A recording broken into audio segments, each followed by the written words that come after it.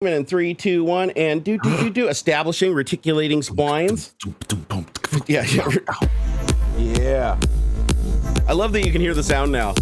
Dude, that's good. It definitely helps out because now you can do the. Got a new little sound effect there on deck.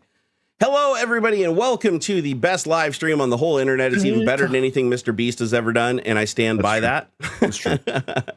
Hope you're all having a wonderful and fantabulous day in this world of the internet. Damn, that is fresh.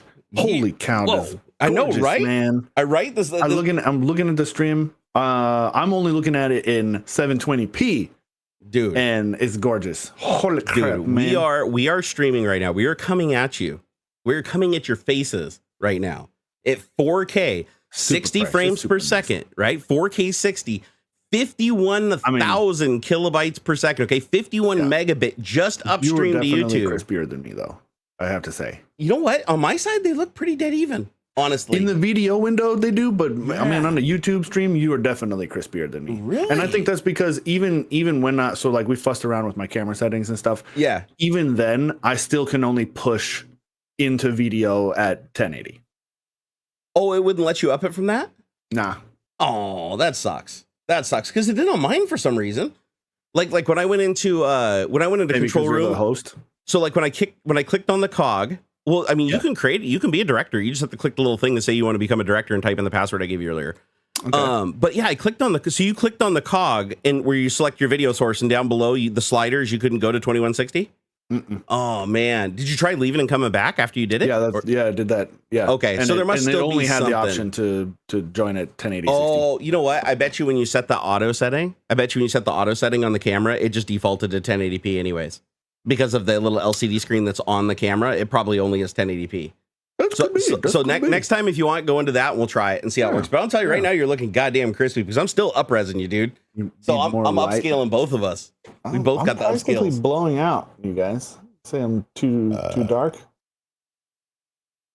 They thought you were too dark? I thought you looked flawless. Here, how about that? Oh. There you go. It's the sun. Ow, it burns.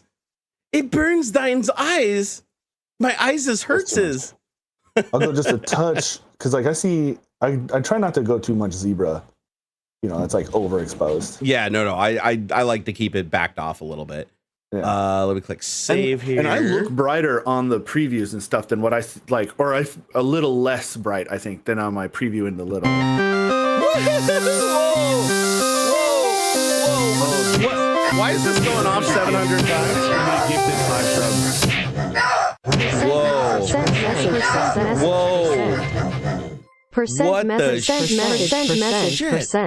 That's funny. That's funny because they gifted 5 memberships to the channel. They all overlapped. That was crazy. It was like I was getting bashed. I didn't know what to think of that. I thought it was going to crash, bro. It's got to be looking at the messages in the chat. It's probably triggering off that. So they bam, bam, bam, bam, bam. Yeah, I wonder if I think there's a cooldown thing that I can do on that where color temperature being cool is probably also a playing factor.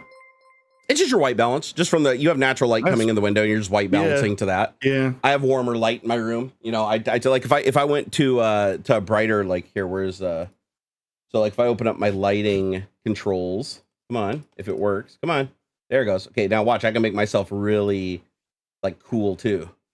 Like, you know, cool out. I mean, you're already pretty cool. Yeah. I don't like it. I like to bring it down like right about like there. And drop down. Drop it like it's hot. Drop it like it's hot. Drop it like it's hot. Yeah, I've noticed that I have like no color correction going on mine at all. So it is super. What I see is almost like a gray haze, almost. Is your monitor not color calibrated at all, or the monitor? Yeah, but the camera and the feed, I'm not doing any sort of color correction, and so it's a little bland. It's just the camera doing whatever the camera does for white balance and color correction and stuff, which is nothing. I changed the exposure and that's it. So that's why I look a little, I think the proper term is muted. My colors are muted. Interesting. I went and looked at the action that fired the super chat action. And I don't see a thing to like say I thought that there was an option here that you could click that basically doesn't run them concurrent. It'll run one after another after another. Oh, sure, and so it doesn't just like all stack up like that and go all crazy. Although that's kind of cool. It might be fun to leave it that way. But yeah, it says, okay, so always run okay, so exclude from action queue pending history. No, I don't want that. Random action, concurrent. What does concurrent mean? You'd think that would mean run them at the same time. No, I don't want to do that. That's usually what that means. Yeah, so super chat. So where's the action? You guys played around with the code interpreter on GPT-4 yet? No. On what? Not yet. On GPT-4. You can feed it like raw Python code or like documents and stuff, and then it'll process and use that as part of the conversation. Oh, actually, no. For that, I've definitely done that. No, I didn't know that they had a word for that. It's an option on a new conversation. You say code interpreter beta. It's a little different. Like, that I haven't tried. GPT-4 will help you with your Python code regardless. Right. But if you do that option, it gives you a little plus next to your input box, and you can upload files to it. So you could upload like your whole Python project or whatever to it. But it'll take PDFs, it'll take text documents, things like that. I'm definitely going to try it, but the bummer questions back and forth from that, using that as part of the data set. No, that sounds cool. It's just the bummer to me with GPT-4 is that they only let you do like 23 queries every like 3 hours when you pay $20. And so it's like, no matter what project I'm working on, I burn through those 23 queries within an hour. Really so then I got to wait 2 hours before I can use it again. So, or I have to spend like an absorbent amount of time, like trying to figure out how to compile as much as I can into each query. Because it doesn't just give you tokens. It should give you tokens so you can spread it out into smaller questions and don't have to figure out how to maximize and get every last question you can. Because those 23 questions, you can literally just ask 2,000 questions and it'll answer 2,000 questions until it runs out of text, right? Yeah. So that's when you start getting into the API side of it. If you really want to start getting hardcore, then I'm gonna have to pay for tokens, pay for API access, and go for that. And from what I've heard, it's not that expensive. I've heard it's not that expensive. Like once you figure out like how much a query actually is, they said that it'd be really hard for you to go over $20 a month. Like even if you're just bashing, it's on the order of like pennies. It also depends on which flavor of the model you use. That is true. They have like the dumb version, which is outrageously cheap. Like it's nothing. And then like it's like the same levels I think they have as for GPT-3. There's like DaVinci, which is like the best of the best, and that one can rack you up pretty quick.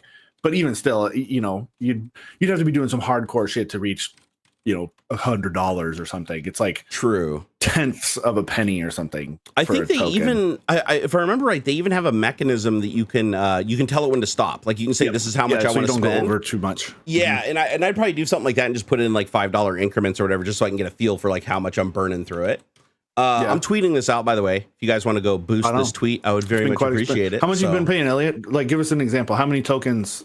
If you don't mind sharing. Oh, has he been using the API? Yeah, if you guys have been using the API, please tell us. It's been quite expensive for me on GPT-4 API. I'm curious. Because it's hard to kind of calculate in your mind, like when it says like 0.0014 for a cent per. Yeah, it's like what is the real world scenario cost? And a token is like a phrase, which could be about like 5 or 6 words or something, and so like it's hard to get a grasp on. Yeah, and they charge you for the words in, not the words out. So like if you ask a really tiny question, you get a huge response. I don't think it hits you as hard as asking a huge question and getting a tiny response. I think so. I think that's how it works. Really don't quote me on that, but I'm pretty sure that's how it works. Is that they count because when they're processing the reply, the next word based on the next word based on the next word is based on how many tokens you passed in.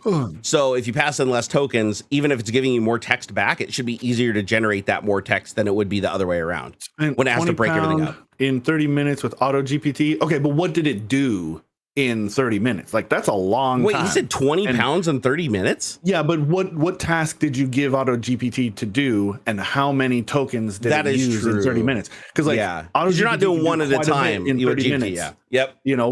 What actually? How many tokens did you use for that 20 pounds? They charge words in and words out. Okay, which again, makes sense. That makes sense. I guess that makes sense. Yeah, because you're really paying for the processing side of it, really, because you're paying words in. That's the interpretation. It's got to figure out what it is you're asking for, and then the words out is the response. So it makes sense that you would pay both ways. This might make a noise. Barnacules Nerdgasm said at everyone, we're live on #TechTalk baby. Tech Talk is live Twitter sharing ad revenue smirking face state of AI and robotics robot face wireless networking overhaul antenna bars 3D printing popcorn. that was the TTS post over on Discord.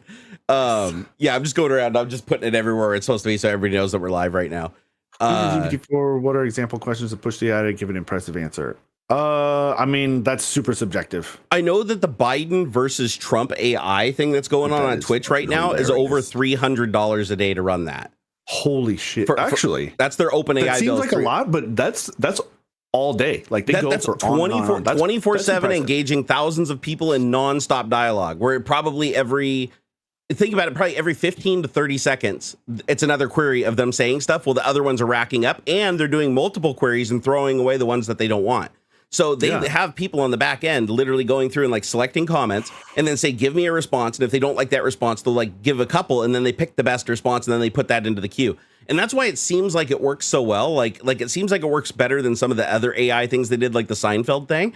And the reason why it works so much better is because there's actual human beings behind the scenes that are like cherry picking things from OpenAI and giving it like multiple options to give you multiple alignments of feedback. And they're even leading the questions. So they're not just, they'll take the chat question and they'll modify it and feed it in to give it a better answer that's an answer that they want, right? So there's a lot going on in the background. They said there's an entire team that's running that stream that's on there 24 hours a day in different shifts that are running the whole thing. And everything that's said and everything that's done on that stream is curated through a human before it goes live. And they still somehow have it come off that fluid interacting with the audience. It's so wild.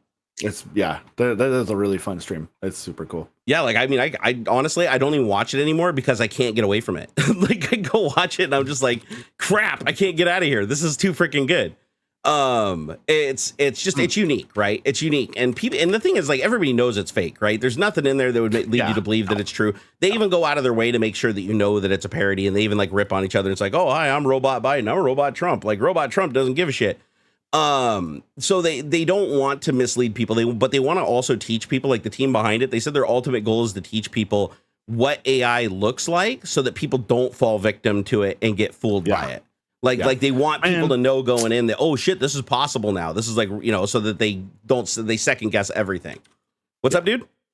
It's just silly. I've seen a few things now where it's supposed to look like whatever Johnny Depp talking, but like the mouth is super whack. It's like they're just animating like a still image or something, and I notice, and even scrolling through, like I scroll through Instagram or whatever, and I can still tell and I think it's because it's fairly low effort, right? If somebody actually put the time into whatever, creating something fake, like you wouldn't be able to tell. Or it'd be very difficult. Yeah, if like Corridor was doing it with current technology, like fucking get out of here. Nobody would know. Super bad. Like I'm sure, I mean, I don't know if people spend enough time on Instagram or whatever, but there's like a photo, it's supposed to be like a still image from like a Billie Eilish concert where it looks like she's wearing like a halter top, like just like a tube top. Yep. And Billie Eilish is fairly robust. But it's like just good enough to where people probably think it's real. But like if you took 3 seconds to just look at it, you can tell it's super fake. And so, or even on a small screen, could you tell on a cell phone? And I think that's part of it is like it's I mean, I can tell because I've been exposed to this shit a lot, from VFX Reacts or just from my day-to-day work and whatnot. I've seen what these things are capable of. So you're not representative of the average user. No. But the average person probably think that's real. And it's just crazy. And what worries me, though, is like there's so many people that are just used to crap quality video, compression artifacts, it's just low quality, and like Sasquatch footage and the Loch Ness Monster. It's all blurry. People are used to that level of quality of just video getting shit posted everywhere. So like if you try to make it look like shit, it's even more believable. Like if you take a deep fake and you run a noise filter over it to make it look like it's got like hardcore compression artifacts and shit, it makes it so much more believable because you're like, oh, it's a shitty recording. If you took something fake, like you just some cheese ball thing, run it through Premiere or Resolve, output it at 1080 by 1920, right? Like vertical for social, but then output it at like 640p or something. That was weird. The horns. That would do it. That's all you need. You just make it look on the back end, you can make it look just a little bit shitty, and you're golden. But nobody yet, I guess, is putting in the little bit more of effort to make the fake more believable. I guess. I don't know. Well, yeah, if it looks too sharp, nobody will believe it. Like, honestly, if you went outside and you got a real alien like UFO like on your iPhone camera and posted that shit, everybody calls CGI. Even if it was absolutely real, like, people would just be like, no, it's bullshit. It's just too crispy, right? But if you took that same footage and you released it and it looked like you literally drug it in and compressed it to post on, like, fucking the Reddit forums when it first opened, or MySpace, then people would be like, oh my God, dude, that's so crazy. Oh, geez. Like, did you see all the alien evidence that was released where it was like some lady saw like an alien near her garbage cans in the dark, and it's all just nothing but compression artifacts and looks like it was recorded on like a Nokia flip phone? Yeah. It's like, but people like were believing it, like in the comments, like, oh my God, it's so real. Oh gosh, I could see the alien. I could totally see what you're talking about. And it's because like the human brain fills in the blanks, right? The less definition that's there, the more your human brain has to fill in, right? So if you just give it to them and it's so sharp, and they actually learned, like, did you watch Corridor Crew's newest video today? I have not. So they made a video where they basically fake a UFO sighting, like, because they're trying to fool the internet, right? So they're going on Reddit, and I guess they tried to do it once and they fucked up the first time because they left metadata in and they could tell that it was fake. So they created another one. And one of the things they did to make it more believable was, instead of making it look like it was an actual spaceship, they just made it look like it was a white fuzzy dot off in the distance on a Tesla. So they basically got footage from a Tesla driving and recording from the side cams, the front cam, and the rear cam. And then they overlaid it in 3D space, and then they toggled between the cameras in the video clip where you see this like one white speck in the sky just like take off, and with like motion blur and everything. Like they said they spent 2 full days just making a white dot believably move across video with all the right artifacts and everything. Wow. And because it was low quality Tesla video that's like blown out and bad contrast and no white balance, it's like, no wonder autopilot doesn't work. These cameras are like garbage all over the camera, all over the car. But they make the dot like fly away, and it's like people started believing it. Like, people were like, oh my gosh, this could be real. Like, this is the real deal, guys, because they finally figured out how to get the metadata like replicated so it looks like it came from the Tesla and it was untouched. So everybody believes that it's just straight up Tesla footage. Like when you honk your horn, love it. It records 10 minutes of footage, and then they created a whole backstory for it and everything.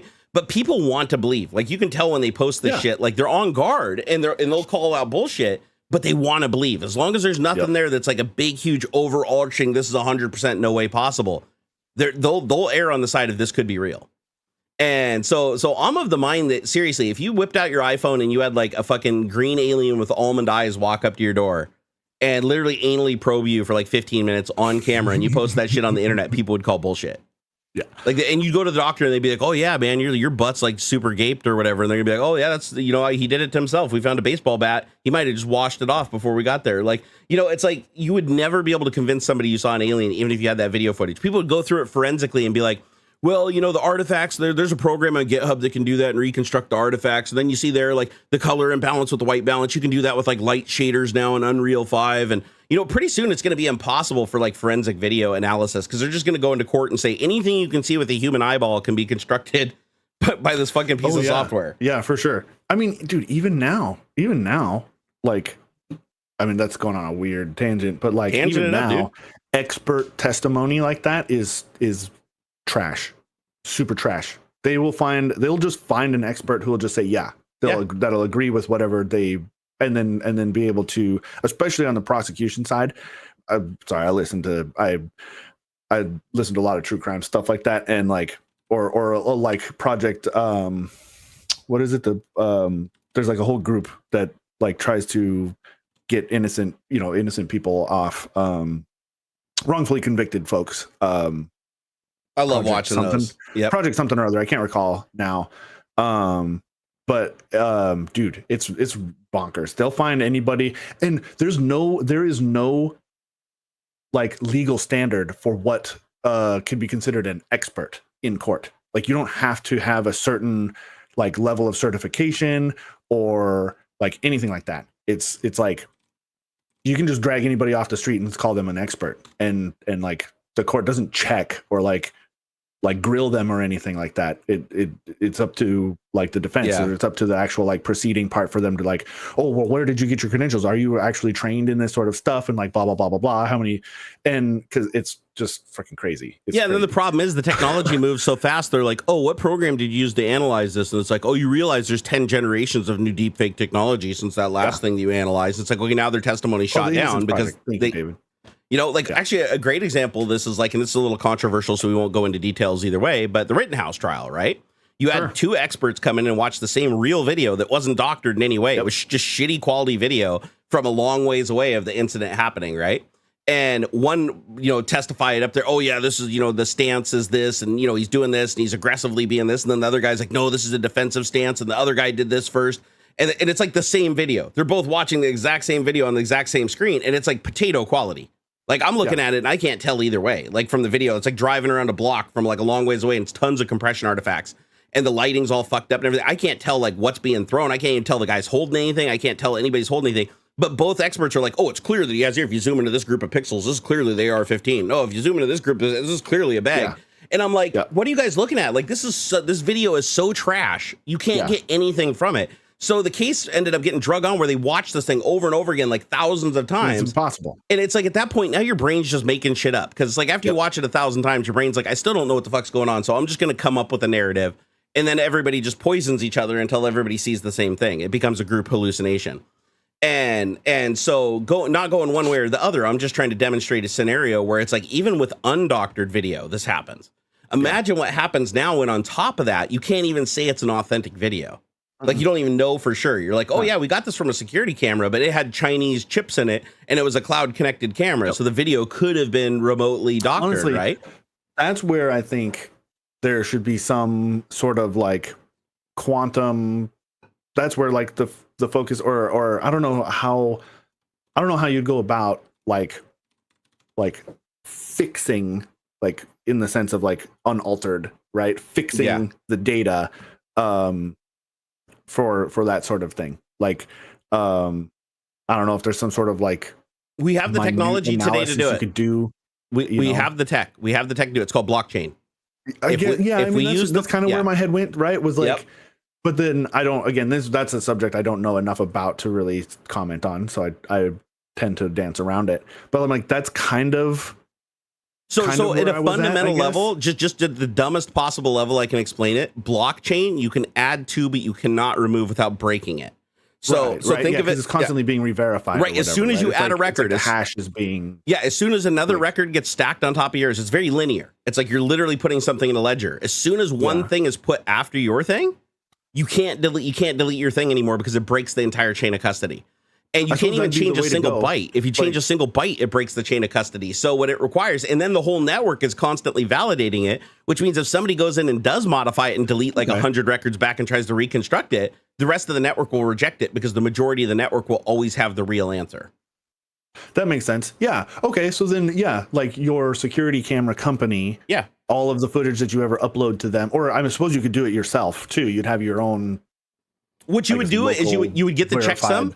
You'd get the checksum from the video, and then you'd put the checksum into IPFS and then put it on the blockchain. So it'd be you wouldn't put the whole video in the blockchain because that would just be way too much storage. You just eat up the whole world's storage like in days.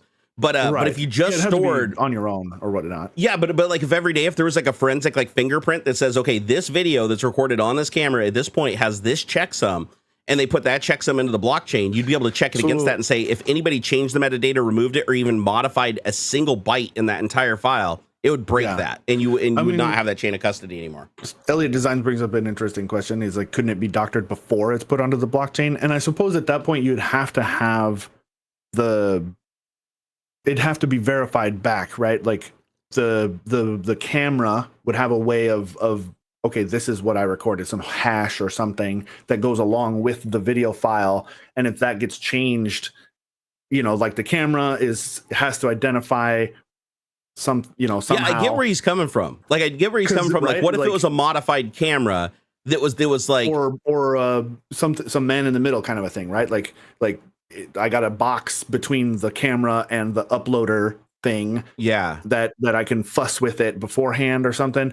I feel like though that is the way. Like there'd be some sort of back and forth verification. Like it would have to be like a real-time handshake where it's like you're sending frame codes and checksums for those, like for high security applications. I'm not talking like for your cell phone, right? But like a high security application where it's like you have to be able to trust the video. Just every frame the camera records, it's literally in real time, like with a sync time code to like a NIST time clock. It's grabbing each frame and only using enough time with the CPU power that it has to modify that frame, get the checksum, and send that checksum to the blockchain. If it did that repeatedly, it would be you wouldn't have enough spare cycles left over to interject something. You'd break that process. So even if you modified the camera, it would take too long. Any processing that you did in that would break it because it's like, oh, you took too long to upload this. So now that you can't trust this frame anymore. The timing would be it'd have to be timing, checksum, and blockchain. And you like it'd flag it like, oh, this was too late. So like this particular chunk didn't come in correctly, and so we can't. I mean, it'd just be like suspicious. You'd automatically flag that as being suspect. You could also use a rolling hash too. That's like based on like DNA or something like that, where it's like your encryption hash gets rolled into the video. So like the pixels are getting changed by minute values up and down that aren't perceivable to the human eye, but it's enough to watermark each frame. And each frame is watermarked with like a rolling hash of your DNA. So it's like, if anybody modifies anything, there's no way that they could computationally rebuild that without using your DNA and having the private key, which is like my dog's name is Fred 69 exclamation point. Unless they have that, the public and the private key, they wouldn't be able to re-encrypt it as you. So you could use that as like I guarantee that this is authentic footage because I shot it myself and I signed it with my own DNA. You're basically kind of like an affidavit of truth, right? If they find out it's fucked with after that, you're fucked because you just basically said under penalty of perjury that video is absolutely 100% real and you put your blood on it, literally. But no matter what, that's the thing is no matter what you come up with, there can always be a technology to defeat it. But the question is, how hard is it to deploy that technology? And that's what we do in the government today. It's like, is any encryption 100% foolproof? No. Of course not. It's not. The quantum computers already can break the previous encryption that we had in hours, what it would have taken millions of years. So with the qubits that we already have, so they're like, okay, well, they've already created encryptions now that quantum computers suck at. So now the quantum computers can't solve them. But it's this constant arms race back and forth. It's just a matter of time before somebody figures out, oh, wait, we figured out a new way to do math or whatever, a new architecture that now it can use a quantum computer and a regular computer as a hybrid to break this encryption. So then what do you do, right? So it's this constant arms race back and forth to figure out how to fix something, and hopefully you do it before it's exploited, right? The goal is to discover the vulnerability and fix it before it's exploited, but that's unfortunately isn't always how it happens, right? Usually somebody exploits it, and then you find out after the fact, and you're like, oh shit, we missed that one, and then you do damage control. And when stuff like that happens at like government financial levels and stuff, that can fuck the whole world's economy up, right? Right. We've seen that before, like stupid shit, like what was that oil company the guy hacked? You remember that? It was like some fucking oil company got hacked and they couldn't sell oil to like distribute and move it around because their system was down for like a week because of ransomware. Sounds vaguely familiar. Yeah. Yeah. I can't remember the name of the company, but basically like one of the biggest oil providers like in the world, I don't know, like OPEC or something like that. They couldn't they couldn't take payment for the oil. Like if I wanted to buy oil from the distribution center, I had to pay them a certain amount. They couldn't take payments because their system was broken and ransomware. And because they couldn't take payments, they couldn't distribute the oil, and they had no system in place to do like manual ledgers. Like, oh, here, we'll just write it down on paper and put it in the computer later. They had no system for that. So they basically just didn't sell any oil. And then there was a massive oil shortage and a massive shoot up in price. Like I think it was in the middle of the United States or whatever, because the oil was like literally running low and gas stations were closing their doors. And it was all because of ransomware. Like they had the oil that the people needed and the people had the money to buy the oil from them. They just did not have the mechanism to make the transaction happen. And they had no external way to do it because they'd always done it this way since the system has come online. And so it just goes to show, like, when you have an absolute dependence on technology and somebody finds a vulnerability in that technology, what do you do? You know, it's like, what do people do with credit cards? Like, have you ever gone to a restaurant where it's like the credit card thing's down? Some restaurants are like, oh, sorry, we can only take cash. And then you go. But some restaurants are like, no, they'll pull out that fucking paper book and blow the dust off of it and write your shit down and be like, I'm going to get you your food. Like, you know, look, I don't care if the system is down. You can batch process. Like you can hold on to all of those transactions until the system comes back up and then just send them all as one, which is what really happens most of the time anyway. Like when you go to the gas station and stuff, it's not like that's how they're paying like 3 cents per transaction or whatever, is because they're batch processing that stuff. That's why you'll see pendings and whatnot, is because it hasn't actually been communicated to the bank yet. They'll do batch processing like at the end of the day or every few hours throughout the day. There is an exception to that, though. Don't do one single transaction at a time. That's dumb and wastes bandwidth and shit. Like, why would you do that? You do it in batches. Only if it's modem. I'm sure I'm speaking out of my ass a little bit in this. I'm sure somebody knows much more about it. Well, the reason I know the banking system is because I got defrauded and they explained the whole thing to me when they were explaining how I got robbed. It's like they don't do it one at a time. That's why you'll have like holds and stuff on your when you do gas and whatnot. Look at the machine. If you go into this is how you can tell. Look at the machine that you're running your credit card through. If it has an Ethernet cable connected to it, that is going to be real time. If it has an RJ11 phone line connected to it, that's not going to be real time. That's going to be batch. Right. So if it's connected with an Ethernet cable and it's got an always on internet connection, the store has a broadband internet connection, they do it in real time. And the reason why they do, I'll explain why they don't do batch processing anymore unless they absolutely have to, is because people will come in if they know that there's batch processing and they'll literally like buy $500 worth of shit on an overdrawn account. And then they'll skip town because it'll actually let them buy up to $500. And then when the batch process goes through, it bounces. So when they're connected real time, like ATMs, all ATMs are connected real time because they don't want to give you the money and then find out you're not good for it. So what they do is they check the bank, right? So like when you put in your card and you put in your number, they're basically going to your account and saying, do you have this liquidity in your account available for withdrawal? And then if the answer is yes, then they'll complete your transaction and then they'll transfer that money to the new owner. So batch processing kind of screws you out of that. And that's why a lot of people don't do the paper thing either. Like where they swipe your credit card and do a carbon copy. Sometimes if you go to fairs and shit, you'll still find that stuff even today. It's rare, but you will find it. Like if swipe is down or something, they're not going to lose a whole day of sales. Nah. But if you see somebody with that old mechanism and you got an old fucking old Visa credit card in your wallet that's like fucking canceled account or whatever, go buy yourself a fucking $500 easy bake oven or whatever, and you fucking what are they going to do? Right? Unless they have a camera and they record, get a picture of you and figure out who you are. And that's just the risk they run, right? The risk to them is like, it's better to try to sell as many things as possible and have a couple be duds than to not sell any at all that day and have it be a total loss. And so, but they do run a huge risk. But now everybody's like, everything's fucking real time. Like our phones have cell signal almost everywhere now. We have Swipe, which can do the real-time verification of funds right there on the phone. You just stick a thing in the phone jack or whatever and slide it. Or now they got one that goes into the USB-C port on the bottom or the lightning port. It just works, right? I've seen them where it's just a little square that you can stick it in or tap, and it's Bluetooth.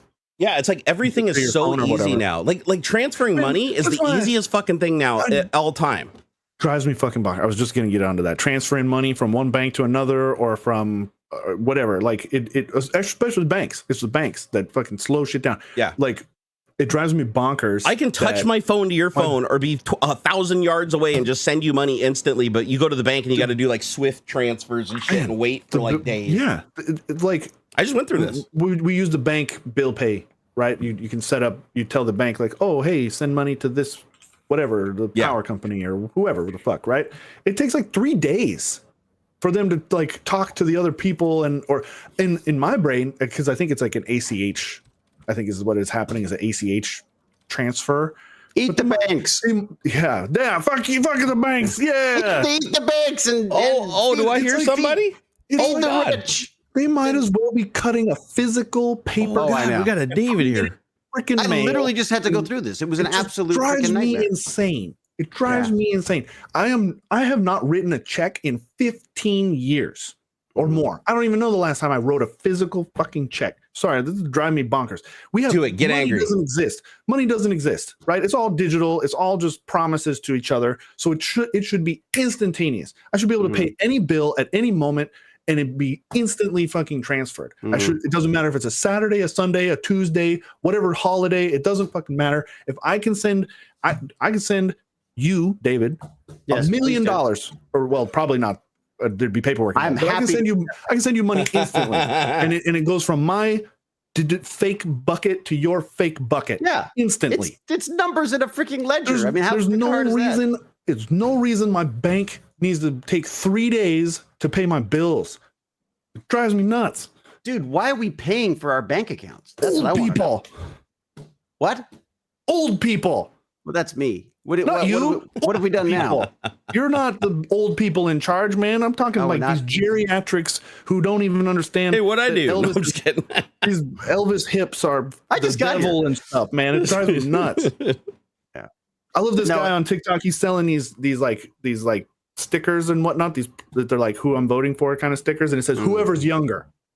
I'm like, God damn right. See, but I'm also 75. Female and younger. Female and younger. Those are the ones I vote for now. I want somebody who's 45 to be the president. And 45 is not young. That's what's so funny. Like, it's 10 years over the minimum limit. That's what I think JFK was around that, right? And he's the youngest guy ever. Yeah. He was like 40 something. Get more young people all over the place. If they're over 60, don't vote for them. Period. Dude, I was just at the post office. I'm like, why in a world of digital, like I can buy labels, I can print labels, but invariably I gotta go to the freaking post office. And it's like, you get there, it took, what is that? It was 30 minutes for her to process 5 packages for someone 5 people ahead of me. I was like, oh my God, I'm gonna murder everybody. Like, I'm gonna go postal. Anyways, yeah, the banking stuff is crazy because drive me bonkers. I'll tell you, forget the crypto bro crap, but the reality behind getting smoked out, the reality behind that. Seen creators claim open source is dying, despite low profitability. It drives competition and innovation. For me, profit-focused companies using your code pales to its role in market evolution. Thoughts? Okay. I think you should speed up her freaking voice. I know, right? That's my thought. A little bit. Noted. Here, let's see. What was that message here? That was a little slow for my ADHD. Why am I bigger and in the center? Because you're our most amazing guest, and you're more important than us. Closer to the camera, would that help you? No. Oh no, the problem is Aux is like as far away from the camera as he can get, so I can't shrink him down anymore. Oh, can you? I could get further away. Are you kidding me? Well, no, I don't want you to have to like sit back there and talk a mile away from your microphone. Hi, everybody. It's Tech Shout. I could probably get further. I mean, here. I'll tell you what. There you go. Okay, that's the space you got to work with. Is that so better? Make that work. There you go. Perfect. There goes that. I'm going to try to. Perfect. Let's get. I'll bring. Oh, David, we lost you, buddy. I'll bring everybody back here to normal people size. Let's see here. All right. So David, your audio just went crapso, buddy. Yeah, it's if I touch my microphone, the cable dies. That works. Yay! Yeah, technology. Yeah. If I touch the cable or anything, don't touch anything. That's the key. Just don't touch it. Touch nothing. Touch nothing. Oh, I just sent you a coin. Oh, yay! Cool. Thank you. Yeah. I'm excited. Jerry, yours is already in the mail. I'm gonna rock that so hard, dude. If you haven't got it yet. Well, you need to pimp that some more right now. Is what you need to do. No, I swear, Jane was doing the math, and she's like, yeah, this is great. You've given away more coins than you've sold. I'm like, all right, sorry. Well, that's all the more reason to pimp them. Shipping. I was like, oh, okay. Well, I said it wasn't a money, it wasn't really a money venture until people decided they wanted to buy them too, right? So, anyways, how are your coins coming? You started doing any printing of coins? Not yet. I need to though because I'm going to a convention. What, in 2 weeks? I think I got 2 weeks before I leave. Yeah, you need like Linux. It's less than 2 weeks. Yeah, I gotta go to LTX, man. I gotta bring some 3D prints and give them to people. I'm going to Fantasia. Oh, you're going to Fantasia? Yeah, Fantasia Film Festival is my favorite film festival on the planet. It's in Montreal. It's all crazy, insane sci-fi, anime, action, horror. And my kid and I go, my wife goes as well. We just love it because you get to they love the films. I love just like being amongst like 1,000 film nerds and going like sort of, what did you think of that movie? They're like, I found the cinematography was a little difficult. It's just so much fun to geek out with people about movies, right? Like I love it. Yeah. So, yeah. Do you ever just make up random shit just to see if they'll like act like they know what you're talking about? All the time. Because I would do that. I've done that before, like at parties before, where it's like you clearly, you work for Microsoft, and then you're just like, oh yeah, the molecular composition of the algorithm is, It's comparable to the speed, to the squared root. And they're totally get that behind the scenes stuff. Like tell them about the chips you designed for Bill Gates for the pandemic. That kind of stuff. Yeah, exactly. Be like, when I was there, back in, I predicted the pandemic. I actually built it, and we were creating masks, and N95 wasn't good enough because it reminded people of Windows 95. So we went for N97 because that was like, Windows 7 or NT masks. Yeah, we actually determined that if you just take a standard 80 millimeter case fan and wrap a paper towel around it and put a floppy disk on the back of it and shove that into your mouth, that's sufficient to keep the COVID-19 at bay. Dude, I remember the first few weeks of the pandemic, and I was like part of the problem. I was like, what? A copper mask? That's brilliant. That'll stop everything. And then it was like, yeah, dude, it doesn't work at all. I was like chilling that. I was like, someone has figured out how to 3D print a copper mask that will kill all of the. And I'm like, and I was like, that sounds amazing. It was not true. Not true. I mean, copper does have antimicrobial properties, but it's only if the stuff lands on the surface of it, not the particles that just float right by. Yeah, so like if there's any holes in it, unless every particle you were breathing came into direct contact for some period of time with it to die. Because if it's like silver or something, I think is also antimicrobial. Like I think silver is the one that they plate everything with, like that they don't want any kind of bacteria to form on it. All the piercings are silver or gold because the pure metals, I guess, don't allow things to. Well, yeah, you don't get that green shit like copper. Like gives you like if you've ever worn like a copper ring before, some people get like a really bad green band. Like my wife's engagement ring, right? Yeah, a lot of people react to metals like really bad. I think the only metals people don't. What do they call them? There's a word for it. Like is it noble? Is it a noble element? Like when it doesn't react with anything. Those like are the noble gases. They're the inert gases, right? Yeah. Are they is that right? So I don't think it just applies to gases. Though. I think it applies to everything. There are like non-rusting, non-oxidizing metals and stuff, but somebody in chat non-corroding, right? Yeah. What do they call that when it's an element that doesn't react to anything? Like no, you can dump any chemical on it. You can put anything. It doesn't react. Non-reactive. It's just non-reactive. I suppose. I don't know. I'm just making. I mean that would make sense, but when has the scientific community made sense and just picked a word? It's always Latin. Like we're gonna call it the metallistus of the 14 more syllables. Just so you can't pronounce it unless you go to school for 8 years. I think they intentionally name shit like that so that it'd be impossible for somebody to fake. Like literally, like go for it. I think that's like kind of like that's like the computer world, right? Like we just make up lots of like really crazy complicated ways of saying things. Shan like got it. Memory, storage, this, and then SSDs and like, inert. Whatever. Like, inert. That's the word I was looking for. Inert. It's inert. Doesn't do anything. It just doesn't react. It's inert. Because I know that like jewelry, they'll platinum is one of the inert metals. They use it. The thing is like it's not inert though, because if I remember right, platinum reacts with the emissions from exhaust, like from burning hydrocarbons. It gets really hot. And I'm trying to, so then that would not be inert, because if it was inert, it wouldn't react to that at all, but it does. Because that's why they steal catalytic converters off cars. If you ever wonder why they're getting under your car and like sawing off your, $1,500 catalytic converter, it's because the honeycomb that's inside of there's a ceramic honeycomb that's coated in platinum metals. Like there's like two platinum group metals, and then there's some other metal. There's like 3 different metals that make up that thing. And what it does is when the exhaust goes through with the carbon monoxide, goes through there, it gets so hot that it breaks down all those elements into less dangerous elements. So basically you get less greenhouse gas out the back of the car. And it's really cool how it works, because it's like if you look at a catalytic converter, it's like the exhaust going into it is only a few hundred degrees, but then it boosts that exhaust up like 1,500 degrees, like glowing red hot as it comes out of the exhaust. And you're like, well, how is it boosting the temperature of the exhaust when there's no power, there's no heater, there's no power? Although modern cars do have heaters that'll like heat them up faster so that your car's not polluting while it's warming up.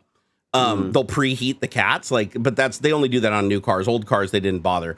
But yeah, basically your car has a little easy bake oven underneath it that gets up to like 1,300 or 1,500 degrees just to break down like chemical bonds in carbon monoxide to create like, is it carbon monoxide to carbon dioxide and I don't know the exact elements that it breaks down, but the greenhouse gases that would normally come out of your exhaust get broken down into like far less dangerous gases. It's not going to matter soon anyways, because like isn't Scandinavia like making it illegal to actually sell gas vehicles. Dude, like everybody is now. Like even in the United States, is like California committed to it. We still got to get the metals, though. We still got to find the metals. Yeah, apparently we're coming up with new battery technologies now that'll lessen our dependence on lithium, which is big, because I know lithium is one of the ones that's getting really, really difficult for us to get our hands on. Yeah. Especially if China cuts us off. If China ever decided to cut us off, we'd be screwed, because they have like the biggest lithium deposits like in the entire world. And they're one of the few countries that can process it, because we have so much regulation in this country. It would be nearly impossible for us to process it into a usable element, because it's such a dirty process. Like getting the lithium out of the ground. Just do it somewhere else in the planet where it won't affect us at all. Well, didn't you hear Tesla? The whole time Tesla was pimping like, oh, look at our EPA studies and look at how clean our air is and how our cars are saving the world. The whole time they were doing that, the amount of pollution that they're using to create their battery packs in China like offset everything that they were doing here. So they looked like they were a green company and everybody thought buying a Tesla, but they were literally creating like as much, if not more, pollution than just buying a gas-powered car in the first place. Just creating the components in China where there's no regulation. They're not capturing any of the off-gassing. They're not filtering any of the air. They're just pumping all this pollutants out into the atmosphere. So it eventually makes its way around here into the ocean. So it's like, why are we saying that they're a good and green company when they did that? It's like, just because the pollution's over there doesn't mean it's not going to make its way here eventually. You know, it's like that doesn't really count. That's a mentality we just got to change. Like I like we're still thinking of ourselves as a bunch of countries instead of like one giant bubble. Out of sight, out of mind. Right? I don't know. This is something I've bumped into with some of the political stuff I see is like, oh, there's everybody's like, oh, I got to fight against the globalists, right? Like, oh, new world order, blah, blah, blah. And I'm like, it's a global economy, right? Like we rely on China for rare earth metals and for cheap labor and blah, blah, blah, all this stuff. We rely on, we rely on all these other countries for a lot of stuff. Like like you said, like if China decides to cut us off, we're screwed. Like nobody's getting cell phones anymore. Nobody's getting laptops. Like technology screeches to a halt if China decides they want to say no. What are we going to do? So do they to some extent, because they don't have that kind of income. Sure. I mean, we all economically, we all rely on each other. So like, why is it a bad thing if they're what is the fear for a can't we just start fighting the asteroid field and leaving all the manufacturing in outer space?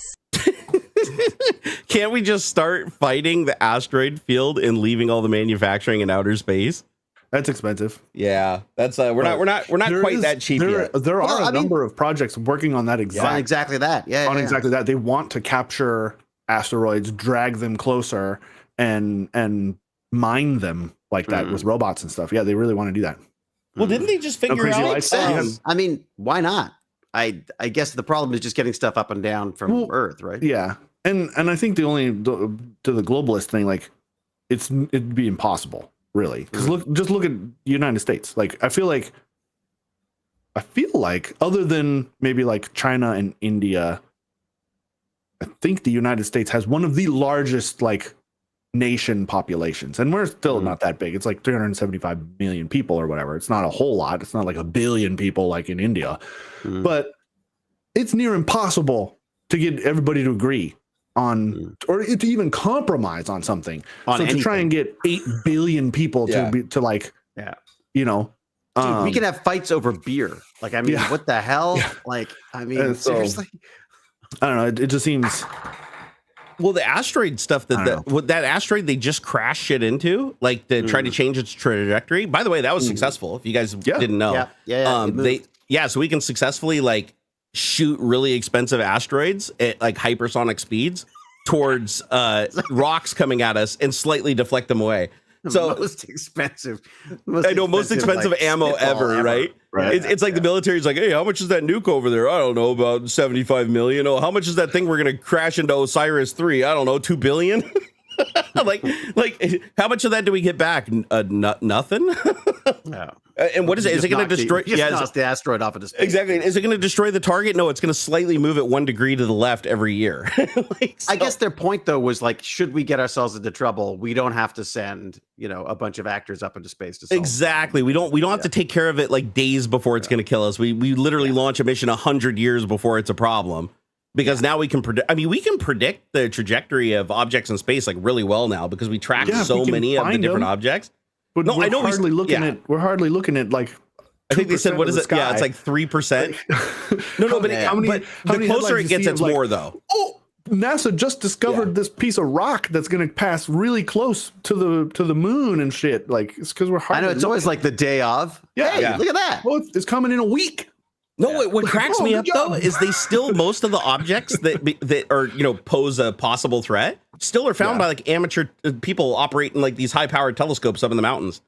Like it's just people looking through them and they're just like, you know, scanning the sky and they're like, oh, hey, we saw a rock. It's like, okay, well, we're going to name it Fred 273 because, and oh, wow, that we didn't spot that one. So good job. Let's put that on our chart. And it's like, well, wait a second. If we got all these like really awesome telescopes everywhere and all these arrays and radio telescopes and shit, and we're missing rocks that are the size of like skyscrapers, how the hell are these guys seeing them? It's just random chance, right? They just happen to be looking at the right spot in the sky at the right time. And if you have millions of eyes on the sky, you have a better chance of like one of these amateur guys seeing something and then reporting it, you know, and saying, oh, here's the longitude, latitude, or however they do it, the azimuth.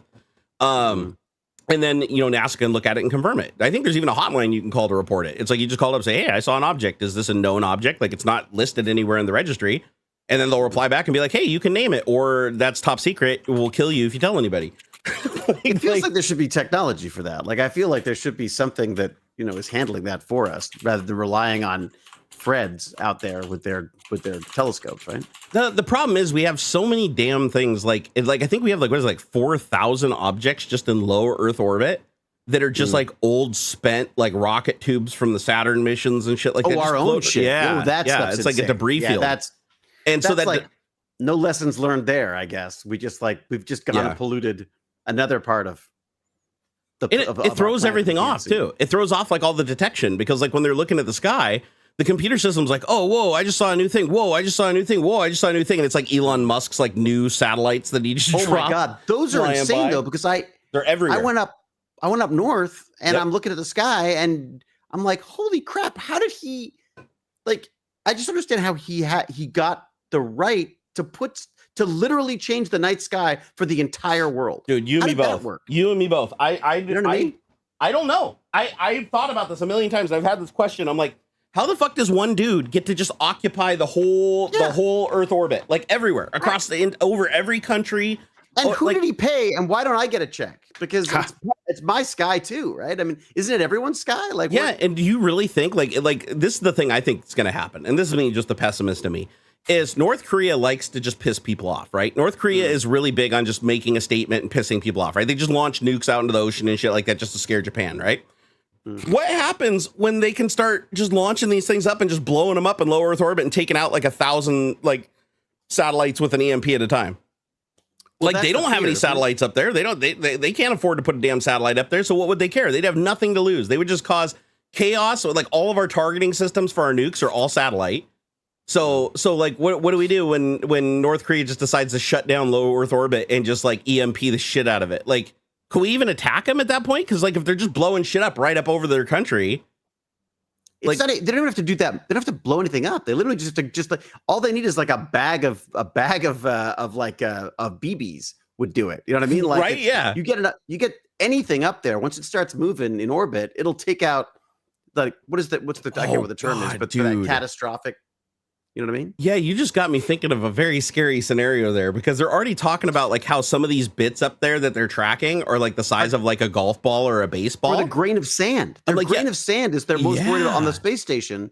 They're worried about flakes of paint hitting the space station. Yeah, 17,000 miles per hour. A grain of sand will probably go through a 1/4 inch of aluminum. You know, it's like. Yeah, man, there's a shot of it's something like like rice basically size thing hitting like a block of aluminum. Or whatever, and it just goes right through it. It's like a foot thick block of aluminum. Here, let me see if I can. They're actually designed to crush. They're a bit like vehicles that way. Like they realize that there's no point in trying to defend against it. The best thing you do is just to crush and slow it down, as opposed to have it puncture it. Just catch everything like a catcher's mitt. So they look more impressive. I mean, it looks like more impressive a hit because it's designed to crumple under the. So if somebody created a shape charge, like because they already have, just to be clear, we already have model rockets that have made it, you know, past the Kármán line, right? Like kids, like high schools going out and launching solid fuel 3-stage rockets that make it into low Earth orbit.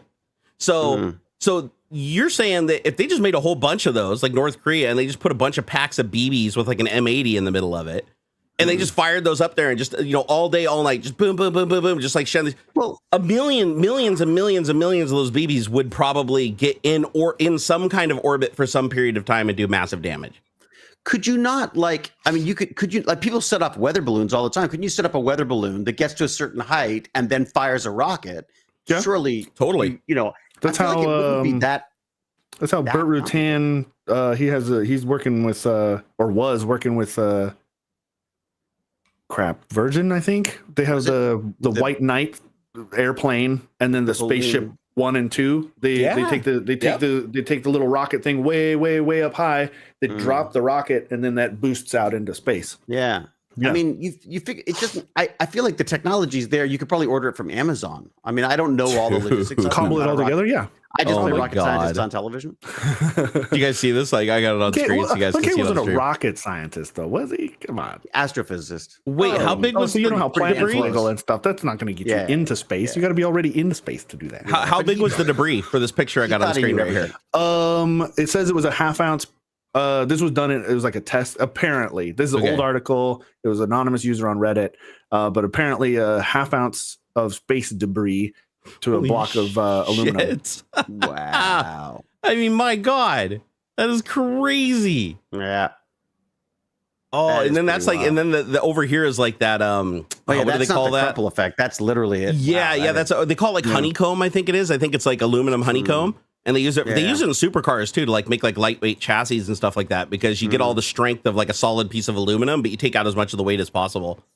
That is crazy, man. That is okay. That's like, a lot of damage. Like that's a pollution issue that we're probably going to want to figure out. Like, you know what I mean? The idea that we've got these things floating around. Yeah, if Kepler syndrome happens, we're done. Working on that. What was that? Was Woz doing that? Yeah, Woz has got like a space garbage company that's going around talking about like putting out nets and crap and grabbing stuff. Good. That's what he's looking into, which I think is really smart because it's, at some point, I mean, and then what happens when you get like an Elon Musk or whatever who decides to put something up too early or something? I shouldn't say it's Elon Musk, but whoever, and something goes wrong. Forget even just doing it on purpose. Like what happens when you just screw up? Yeah, hold on here. I can't. Hold on here. I can't even see your name to unblock you in the first place. What? Who's blocked? Who's blocked? Oh, just some guy non-Kinder. And he's got a different name on YouTube, but he just showed a screenshot of him posting in chat, but it's not showing up in the actual chat. Oh, I'm sorry. And I don't know how to unblock him because it doesn't say he's blocked. So every once in a while we should do like a unblock court. Yeah, we should just go through and just drop everybody and just start fresh. I don't know, like bring them into the Discord or something and be like, okay, speak your piece, and we will judge. We will judge whether you are allowed to come back or not. Yeah, Chatman would probably have a heart attack if I just unbanned everybody and just be like, oh, we're starting new for the year. Oh God, you probably. I just recently saw this thing. Some man, this is how out of touch I am now with like the culture. But some Twitch streamer like wrote a Python script. That scraped all of the names of people like following his channel that had anything to do with some other streamer. And I think it was like Dream. There was a Dream versus some other guy, some Minecraft streamers, right? Yep. Big Minecraft streamer. Guy wrote a script, scraped all of the people following his channel that had anything to do with this other streamer, and then like activates the script to block them all, and it was like 250,000 people or something, and you just see the chat go just list. Oh my God! Thousands and thousands of people getting blocked on his channel for it. That's why I stopped. That's why I don't use block lists. I used to use block lists, and then I added was it a guy who plays Wesley on Star Trek? What's his name? Will Wheaton. Yeah, sure. So I used Will Wheaton's block list, and I didn't realize that Will Wheaton had blocked like 20 or 30 of like my friends that I know well. And I was like, as soon as I used this block list, like all my friends disappeared, and I'm like, what the hell? And I'm like, man, he must be really easy to piss off. I mean, I've never met him, and he seems like a really cool guy. So long, fucking boop. Yeah. He's been on for so long. I just don't think I can't imagine he wants to put up. Plus, I believe he was using a block list too. So it's one of those things where it's like he was blocking the people from the block list he was using, then I used his block list, and now I'm blocking all the people that block list was blocking, plus who he's blocking. And you realize it doesn't work. Like it seemed like a great idea at first, but it really doesn't work when you use shared block lists because you don't know like as that block list got passed around, who got added to it, right? You just assume it's going to be bad actors, but unfortunately what ends up happening is a lot of people get put on the list that people just don't like. It's not a matter of them doing a bad act or anything like that. It's just they just added them to the block list because they're like, oh, I don't like their political view, or I don't like, something about them, or they said something that was kind of distasteful and it kind of turned me out, so I banned them. But everybody else that uses the list wouldn't care, right? So you end up with this, and it's like the worst. It's not like a mix of everybody. It's the worst of everybody, because it's like if one person blocks it, everybody's blocking them.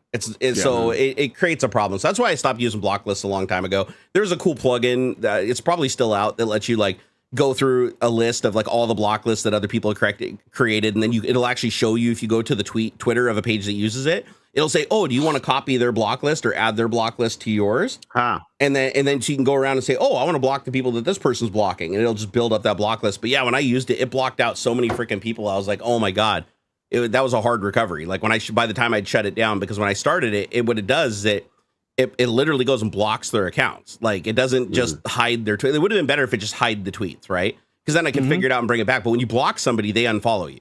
Like automatically. I'm just not on it anymore. Yeah. I've just kind of stopped. I post every so often, but I can't spend any time on it. And you're anymore. a way happier person for it, aren't you?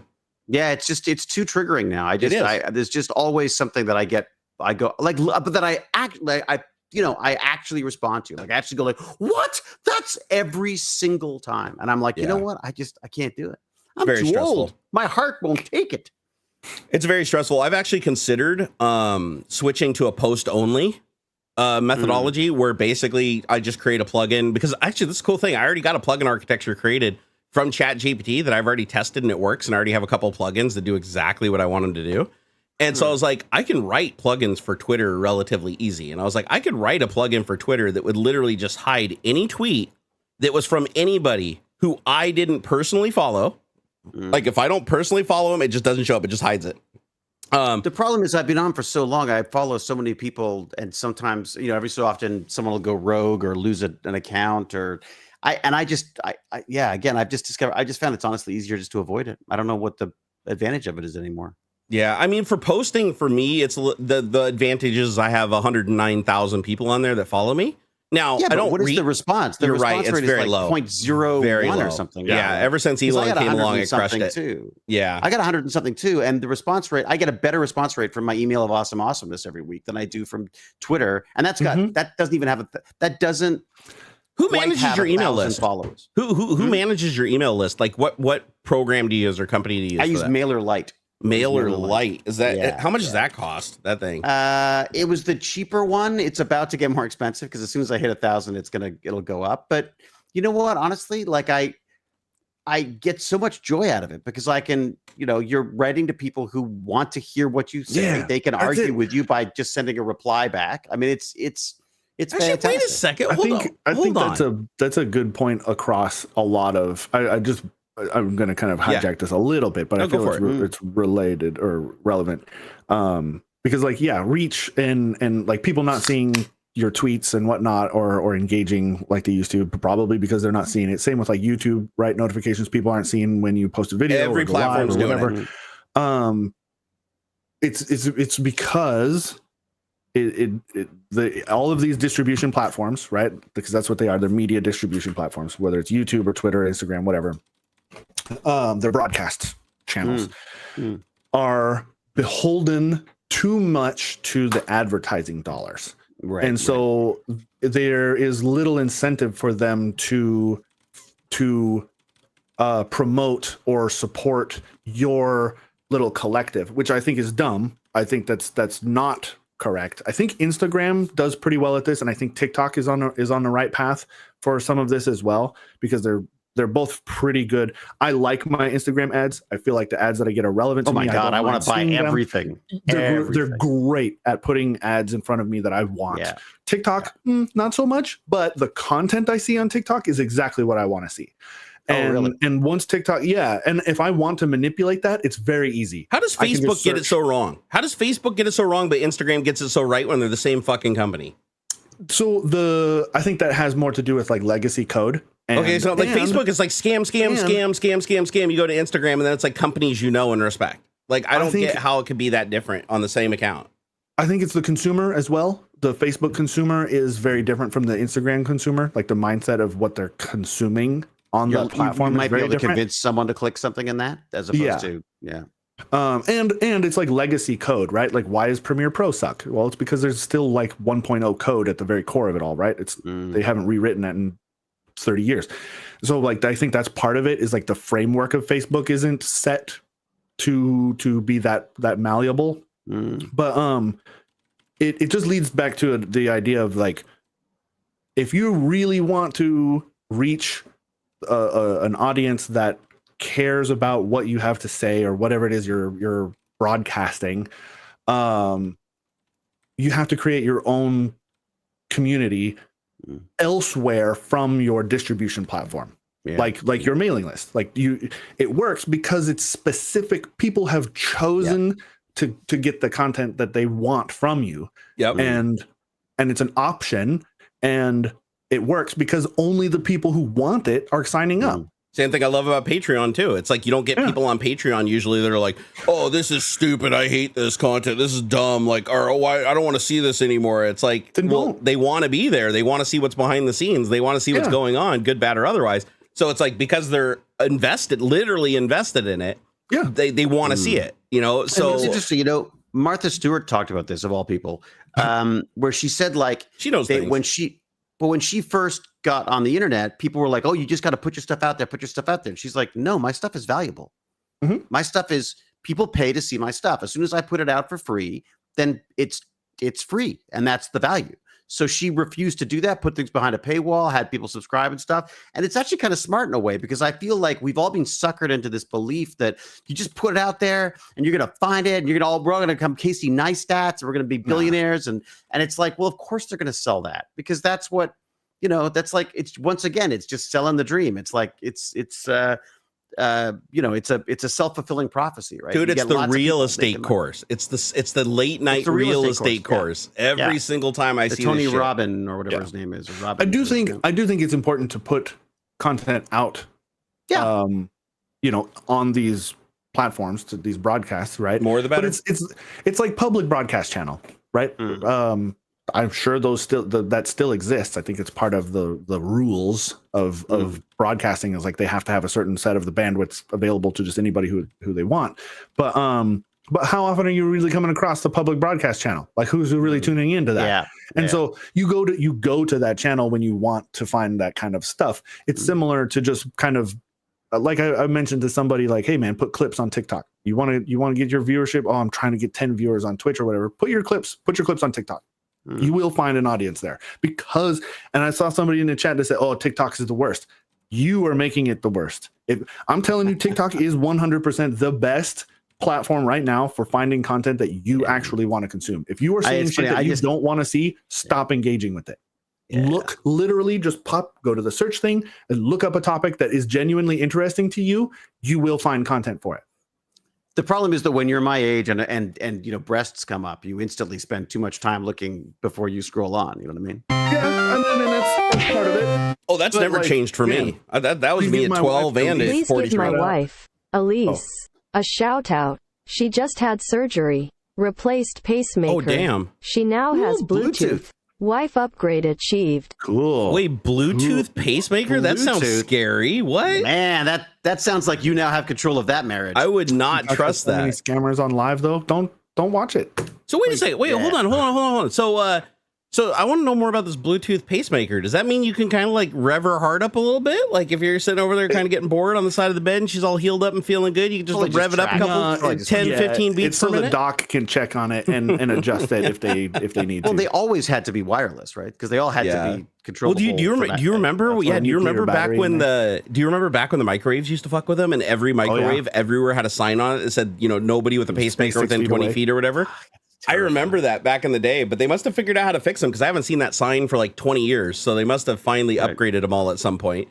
But yeah, it's crazy. They got a little nuclear battery. Have you seen how the nuclear batteries work? It's actually kind of unremarkable. All it is photovoltaic cells wrapped around tritium rods.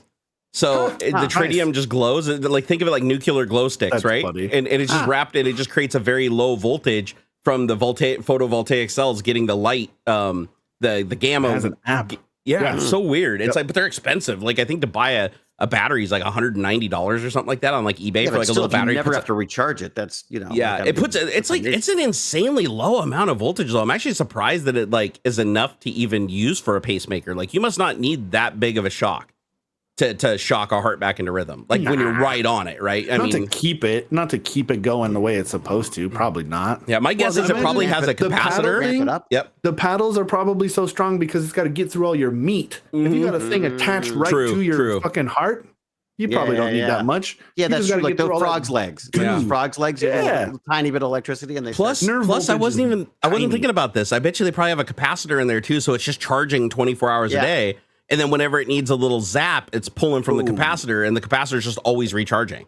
Yeah. Because I'm guessing it's not in there just constantly going bam, bam, bam, bam, bam, bam, bam, bam. Like, I mean, it's probably just correcting every once in a while. They're to each specific need, right? Some people need more, some people need less.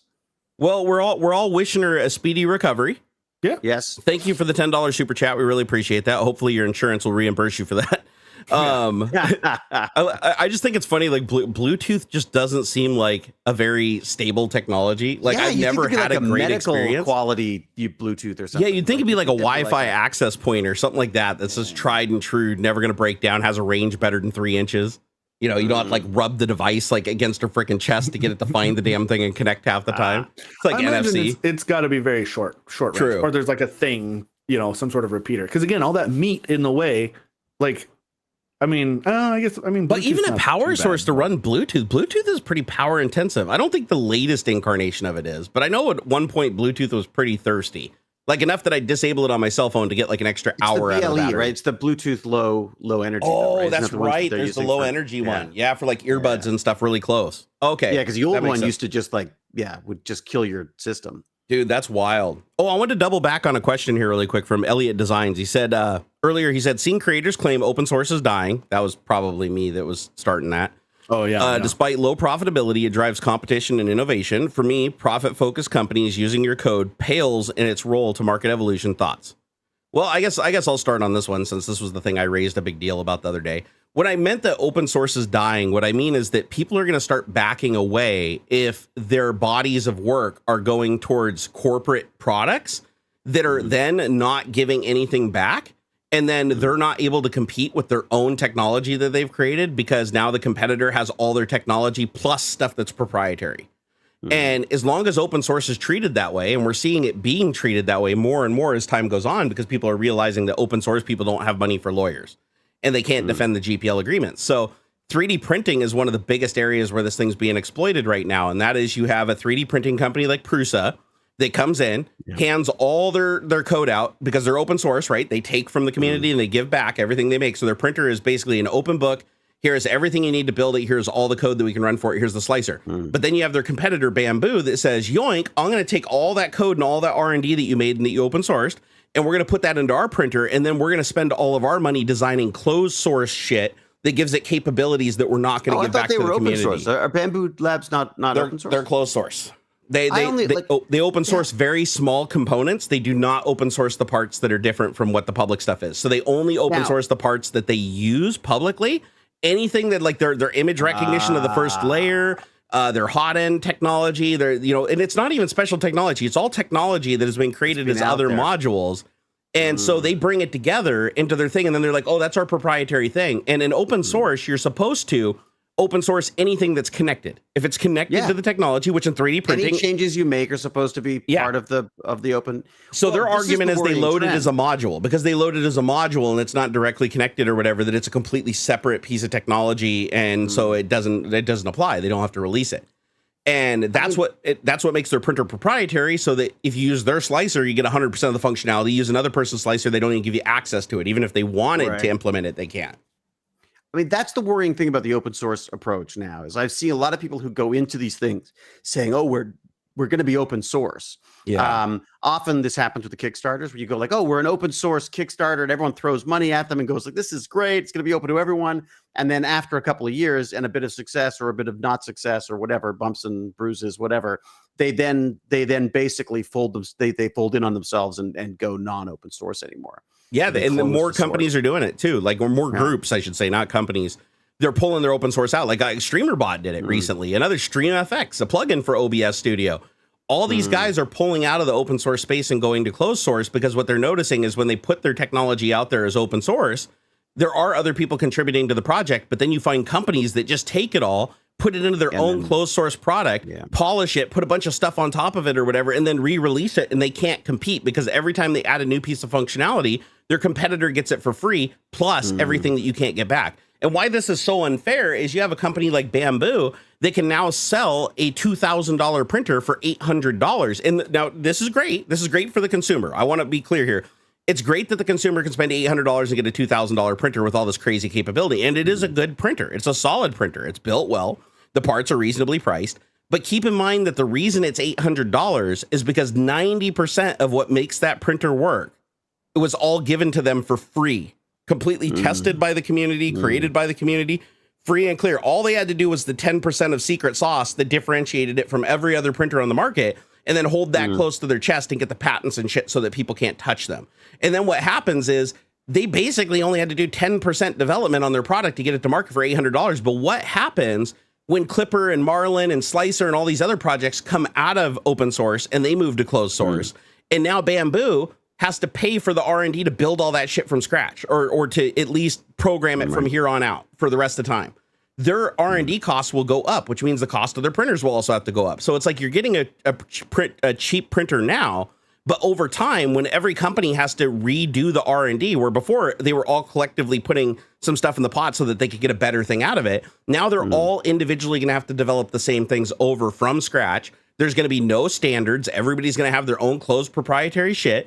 And it's going to cost so much money to do that R&D because so much of 3D printing and making and stuff is the software. The software does almost as more than the hardware does nowadays. So it's like if everybody's having to write their own source code from scratch and keeping it closed and writing all the patents on this shit, then we go back and regress to like the Stratasys days where it's like you can't put a door on your 3D printer. You can't have a spool that's this diameter because that's patented, or you can't have a piece of code that does like this slows down or decelerates something because there's already 5 patents for that held by this company. And I feel like by having it open source, these innovations happen before the companies can lock them down. So open source keeps these available to everybody. Like was it like input acceleration, input shaping? All this stuff has been like developed by the community in a way that it can't be patented and protected because the first incarnation of it is open source. If everybody goes closed source, then whoever the person is that designs that one piece of technology now is going to license it to the other companies. And if the companies have to pay license fees for every printer that they're including these technologies from all these people they have to license it from, you're going to pay for that. So you might, like I said, you might get an $800 printer today. And that's why so many people defend Bamboo and don't want to even understand the situation because they're like, dude, $600 or $800 printer that just kicks the shit out of everything else that's like $4,000 or $5,000. But what they don't realize is the only reason they're able to do that is because of how they're breaking the open source rules and the spirit of open source by taking everything from the community and then just sprinkling just the last little 10% on top so that their total investment into the project is literally just assembling a printer that's already a Core XY design. So it's basically nothing new. It's the same design that everybody else is using right now. And all the software is from the public, except for their like little bit of secret sauce and their Slicer, which is based on Slicer, which is based on, or sorry, Prusa Slicer, which is based on Slicer, which is based on something else. So it's like all that community evolution to create the Slicer. And then they're like, okay, well, we're going to add some stuff into the Slicer and close it down and then make it only use the full functionality of our printer. So if you use any other Slicer, you don't get the full functionality. And that way, there's no way to fight that based on, because you're signing something when you use that stuff. Right. Right. Even just as a user, I'm signing something when I use open source stuff, saying that if I develop anything that it's got to be available for everybody. True. I mean, that's Trump got in trouble for that, right? Because he launched his Truth Social using a Mastodon ripoff, and didn't even remove the branding. So funny. You need like the code. The code was literally like copy pasted. So the only way to fight is if you can get enough money to mount a legal fight. Like if you can legally go after them and the court can force them to, have the source code audited to see if it's a ripoff or not. They must have an open source. There's got to be some kind of a. But the problem is, like, somebody has to pay though for the legal expenses, and it's like, who's going to pay when it's a public project like that? Like let's say Prusa pays for it, right? Let's say he steps forward and he pays for it. It's like, one, he provided a lot of the technology, so he should want to defend it. But if he goes after that and he defends it, he's going to be launching the legal battle and spending all the expenses, which is going to raise the price of his printers to go and fight these guys. And what are his odds of winning when it's a Chinese company that doesn't listen to half the laws anyways? Printer, right? Like, wasn't his was based on an open source design, which he's just heavily modified. Yeah. But all of his modifications are public. Like all of the source code, his slicer is completely public. You can build it from scratch. Dude, he's got the parts for your printer. So one of my Tech Bandits kids has got one of my 3D printers right now. He's working on some robot stuff for his school, and he said, "Oh yeah, one of the parts broke, but it's okay. I just printed another one." So he just went online, found a part for the Prusa that he has, and just printed it out and got it working again. Like that's, which means I'm guessing you could probably just buy all the parts. In fact, I think they've even said that if you want to, go buy all the parts. There's an instructions on how to build it. Yep. And like one of the biggest problems right now going on in the 3D printing community, as far as just kind of like a little bit of drama, is that Prusa, his Mark IV printer, which is still they call bed slinger, right? Tried and true old technology. Prusa's Mark III, like it proved time and time again, it's like the best manufacturing printer there is. It just runs, bulletproof. Absolutely bulletproof. It's the last printer you'd ever need, honestly. So he builds the Mark IV based on an evolution of that technology. Again, all the parts, all open source, all of their knowledge and R&D put into that thing. But it's a $1,500 printer. And it's like, people are like, well, why would you buy a bed slinger when you could buy a Core XY with like multiple spools and color feeding changer and all this shit for like less than half the price? Like, why would you not do that? And the thing is Prusa has to sell his printer for that much because he wrote the frickin' slicer, made all the modifications to public project, worked with everybody in the community to push all these projects, and Clipper and Marlin. And he supports them. And he supports them. And he supports the three.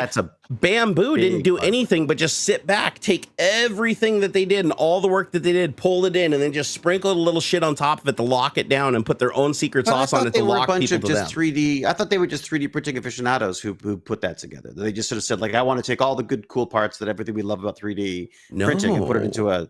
That was the pitch. They're actually from DJI. These guys are ex-DJI employees. And if you know DJI, DJI uses all the same tactics that they're using right now. DJI locks down all their shit, regardless of where they get the technology from. It magically gets locked down and protected under DJI. So these guys wanted to create the DJI equivalent of a printer that basically requires you to go back to them for hardware, parts, and software. That there's no way for you to wander off, because if you buy into their ecosystem, they want to make sure that you buy another printer that's a Bamboo, because nothing else is going to work with that software the way theirs does. And none of the other printers will, and vice versa. The Bamboo won't work with the other software from the other printers.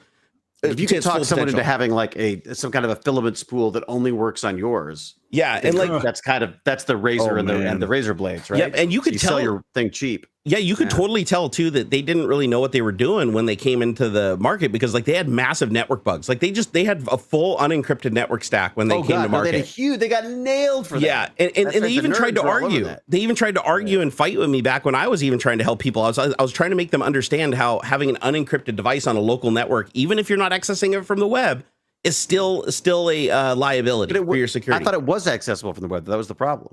Well, it was accessible from inside of your LAN, but if you didn't have a firewall, you could get into the LAN and connect to it. If it was like a DMZ or if it wasn't working like a server unto itself type thing. Right. But what you could do is, if you could compromise any computer IoT device on that network, you could then fully take over that printer and create a bot out of it, or even use it to compromise other systems that trusted it. That is a lot of printed penises. Yep. So they So they finally fixed it. They finally fixed it after everybody had told me, it was dumb that I was even bitching about it. So they finally agreed with me, and that's kind of what kicked off that whole DPT thing. I'm nervous AF. Got my last show a venue tonight. Bittersweet. Only a few ticks left if y'all live near Newburgh, Indiana. Oh, that's Bubba Matt. He's a comic. What's the show?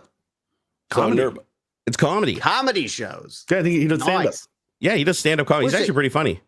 But he's nervous for his last show? Has he done a bunch of shows, or what's the deal? He's been nervous on every single show. Yeah, everyone. Every single time he's coming on my streams, he's been nervous about every show. The sweetest, cute, oh. That makes sense. He just wants people to know that he's nervous about his show. He's excited, but he's nervous. It's wholesome. Yeah, it is very, very wholesome.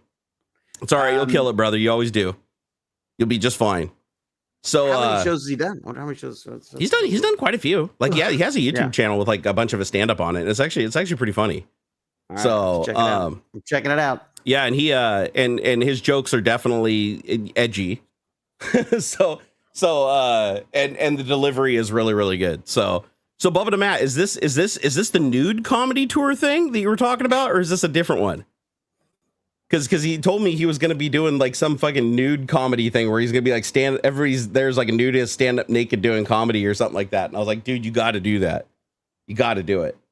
But I know he's also been nervous because the area where he's been doing stand up, there's been some, homophobic people coming in and breaking shit up and causing problems and stuff. And I think that's probably worrying him more than anything, which is really unfortunate.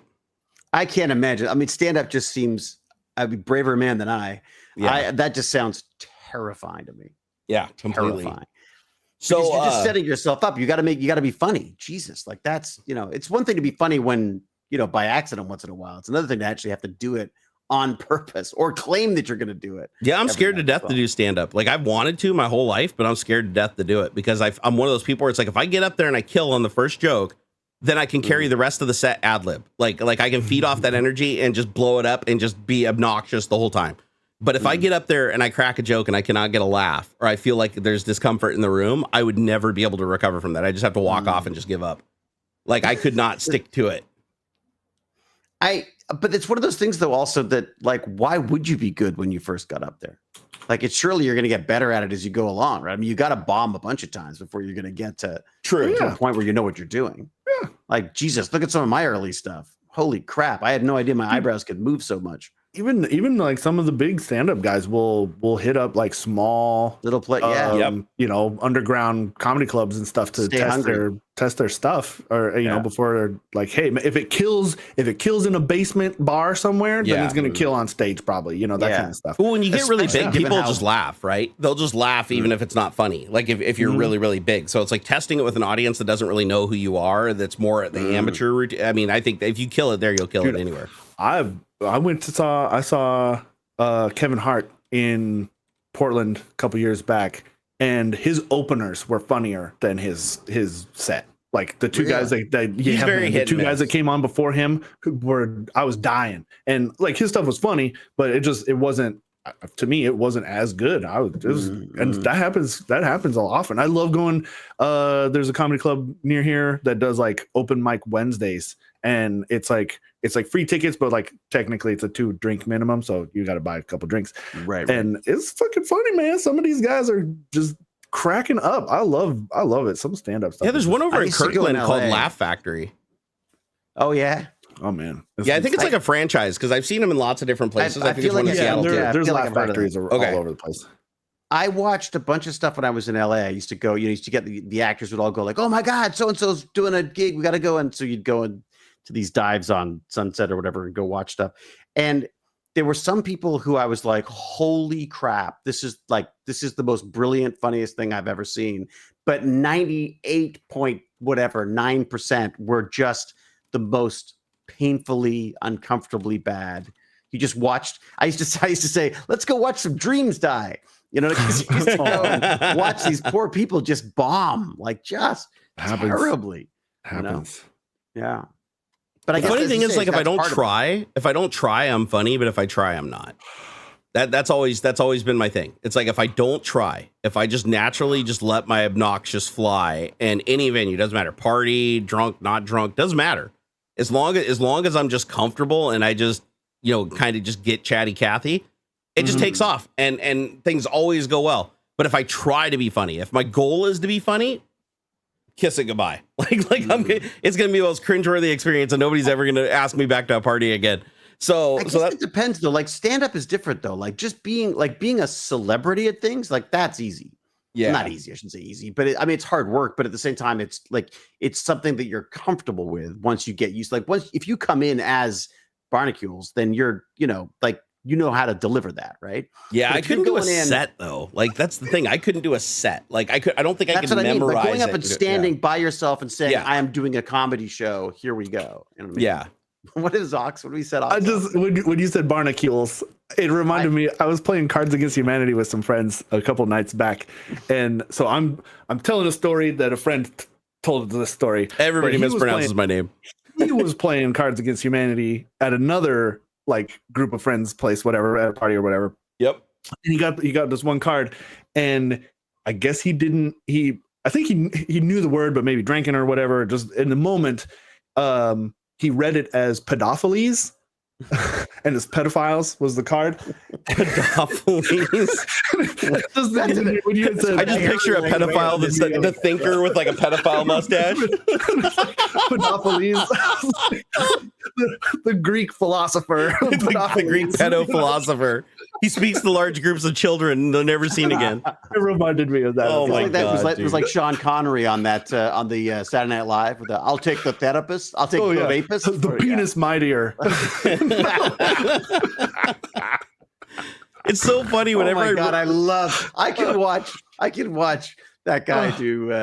Dude, I've binged those few. There's only like a handful of the Celebrity Jeopardy episodes, and they are so funny. I love every bit of it. Oh my God.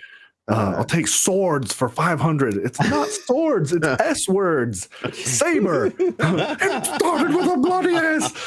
Those are the best. I love the Celebrity Jeopardy. It reminds you of that amazing joke in Arrested Development where the guy decided he was going to be an analyst and a therapist, and so his card said the anal rapist. Oh God. Oh my God.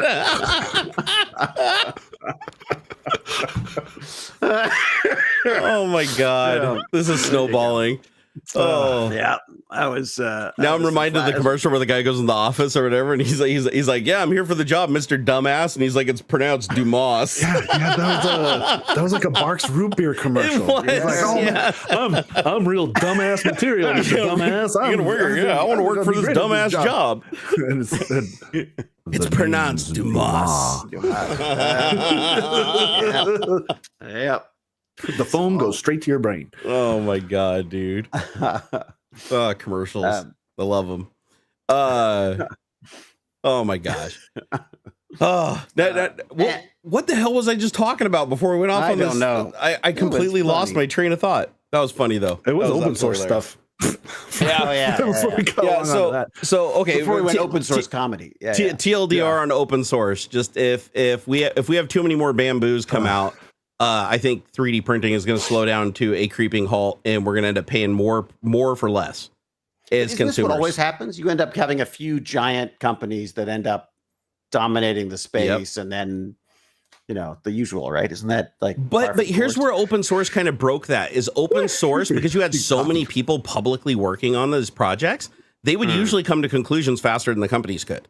Like the companies didn't have the sheer manpower that like the community and a hobby at full tilt had. Oh God, and security on those things. Oh my God, open source, man, they plug those holes so fast. And then every time something in open source is created, it's protected automatically, so it can't be patented by somebody else because there's already a public example at that date. So if open source goes away or slows down too much, then the companies are going to be able to come in and start patenting stuff or even pulling stuff out of GPL. Like if it's just projects owned by one person, they can have that person just sell it to them, pull it out of GPL. Now it's closed source, absorb that into their company, and now they can start patenting all that stuff that used to be open to the public.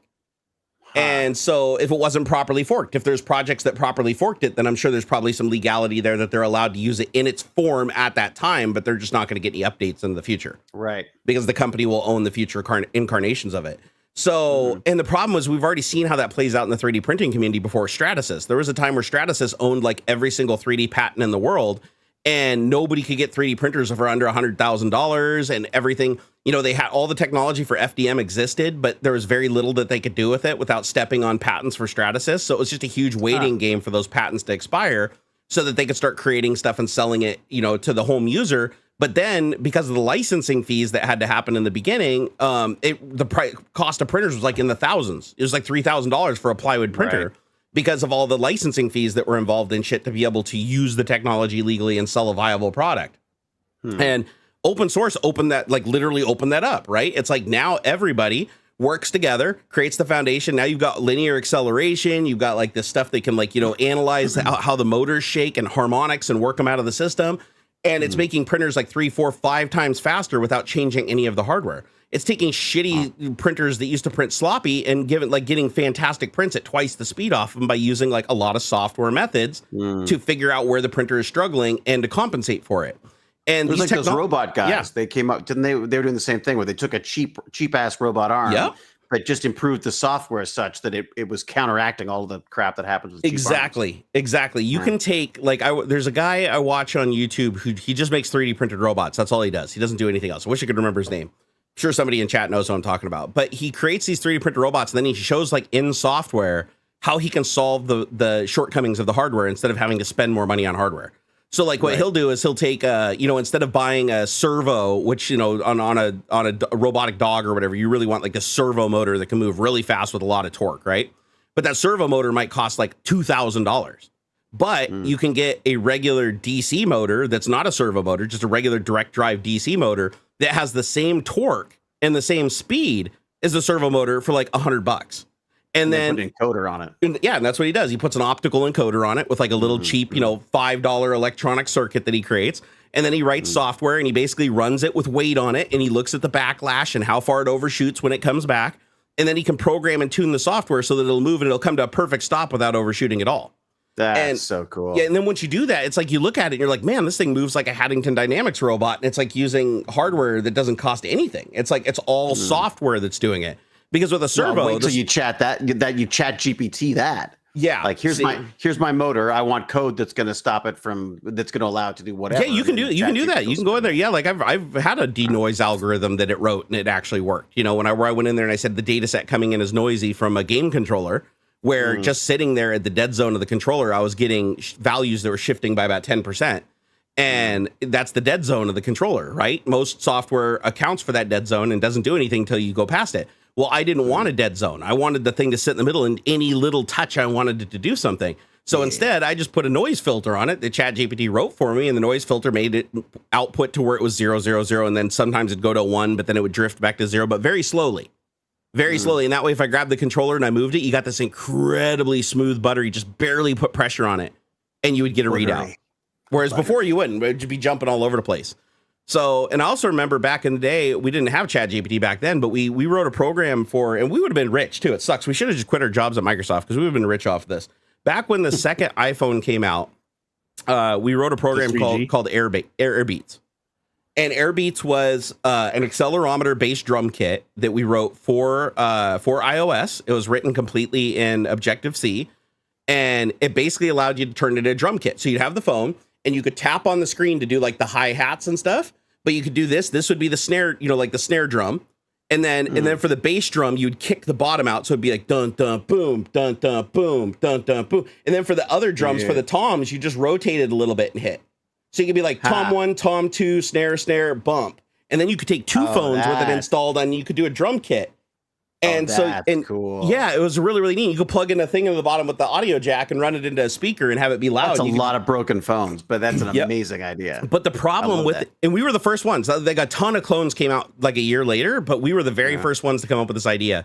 But the problem with it, the reason why it was hard was the accelerometer in those old first generation phones drifted like a son of a bitch. Like literally, if you just set it on a table, the readout that you'd get be all over the place by like hundreds, like thousands of places, right? And so it'd be like, it wouldn't just be like 1, 1, 1, 1, 1. It'd be like 1.753486, and the next one would be a completely different number, because of the jitter from it. And so I remember my friend Greg, his dad worked at Boeing, and we sent him the source code, and we said, hey, can you write us a filter algorithm so that it'll stabilize this so only our true movements will be interpreted and everything else will be just cleared out. And so he wrote this like really elegant algorithm for us that he sent over that we put into the function. And every time we got a reading from the accelerometer from the phone that we were pulling, we'd run it through his function and come out the other side. And then we look at it, and it's just, 1, 0, 0, 0, 0, 0. You move the phone a tiny bit, and then it's like 1.1, 1.2, 1.3. It was like perfect. Like you could move the thing and it was like just so perfect. You could even just like close your eyes and you could say what the number was. It was so perfect. And before it wasn't even anywhere close. And we're like, I don't know how he took this dirty input from this thing and got it to be so damn accurate. It's like he literally fixed in software the shortcomings of this accelerometer. Wow. And after we implemented that, it worked perfectly. And we were ready to go to market. We already uploaded it. It was in beta testing. We already gave it to 10 users. And then Microsoft caught wind of it and shut us down. They said, because you're not allowed to work stuff. They said we were not allowed to develop for a rival platform, and they were launching Windows Phone at the time. So that went well. So they said that we could make the app for Windows Phone, which we didn't. We spent so much time like designing it and getting it to work on iOS. We didn't want to make a Windows Phone version of it. We did eventually make Windows Phone games though, because that's all we could do. But yeah, the Airbeats thing, it really pissed me off because I was like, that thing would have blown up, man. We got that thing working so damn good. And there's a video somewhere. I got to find it. I took a video of us demoing it. because we were trying to show it to people. We're shopping it around to see if anybody be interested in like, sponsoring it or the continued development of it. And it worked so freaking good. Like you could get a really good beat going on, and you could even do it fast. It wouldn't do like the first incarnation we did when you flipped it, it'd sometimes double hit the drum and be like, "Papa, papa," like you'd get like this rebound. But we even filtered that out at a certain point where you could go really fast and be like, "Papa, papa, papa, papa," as fast as you could do it. It would do it and not skip a single beat, and then rotate it and you do the next drum, rotate it, do the next drum. And then the coolest thing was when you got the two phones. When you got the two phones together, connected to two speakers, and you had an actual drum kit where you could be doing like the kick and the hi-hat over here. And and it was so cool. And as you rotated the phone, it would change the color of the background on the screen on the drum kit so that you knew which drum was selected. Just your peripheral vision. So you've got a visual cue on it as well. Yep. And it was just so cool, man. And it took us probably, I don't know, about 2 weeks to write it and get it all perfected and everything, because we'd never written anything in Objective-C before. But I was like, so the wind was taken out of my sail when I get an email in my box from Microsoft. I think it was it was like, public relations or whatever. And they're like, "Oh, hey, we noticed that you're getting ready to publish this app on the iOS marketplace. We just want to remind you that your contract says that you have a non-compete agreement with Microsoft, and by publishing an app to their store, you'd be, competing with our product. It's like, what is your plan to handle this?" And I replied back and I said, "Oh, well, I didn't consider us competition to your product because one, your product can't do this. Like you don't have the physical hardware in your phone yet to do. You don't this. have a phone yet. Yeah. You don't really have a phone yet at that point. And they're like, and they considered that a moot point. They're like, no, that's not a good enough reason, because there is a dev kit out right now for phone and you could be developing for it. And there are some phones out in the wild for test or whatever that you could be working on to better the platform. And they came back and they said, basically, the bottom line is you have to stop your efforts immediately. Feel free. You're free to port the game to Windows Phone, but that's it.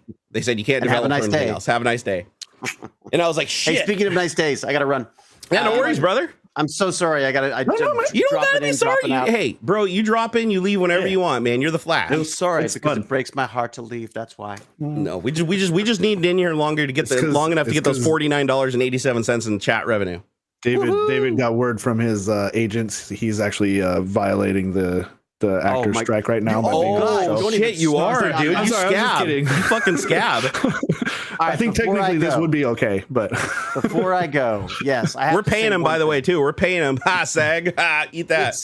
The list of SAG demands seems to me to be aimed at like the 0.01% of Marvel actors and Tom Cruise. Like it's like, guys, please don't support them. Basically, they don't want us out there promoting big studio projects right now. I think the indies are like during the strike stuff. Yeah, I've seen there's like an interesting there's like a website you go to that sets out like it's weird to say it so definitively what you can and can't do. It really bothers me because I'm so freaking contrarian. If someone tells me not to do something, I immediately want to do it. Right. But the other thing that I'll just leave you with, because it's something that's kind of bugging me. I can't imagine. Could you imagine I just can't imagine any other industry that asks technology for people to stop using technology. I've seen this twice now. Yeah. First time was during was the death of television, when people were saying like, please watch the shows live, don't record them and skip the ads. I'm like, if you have to beg people to do that, that is a dinosaur watching an asteroid coming towards you.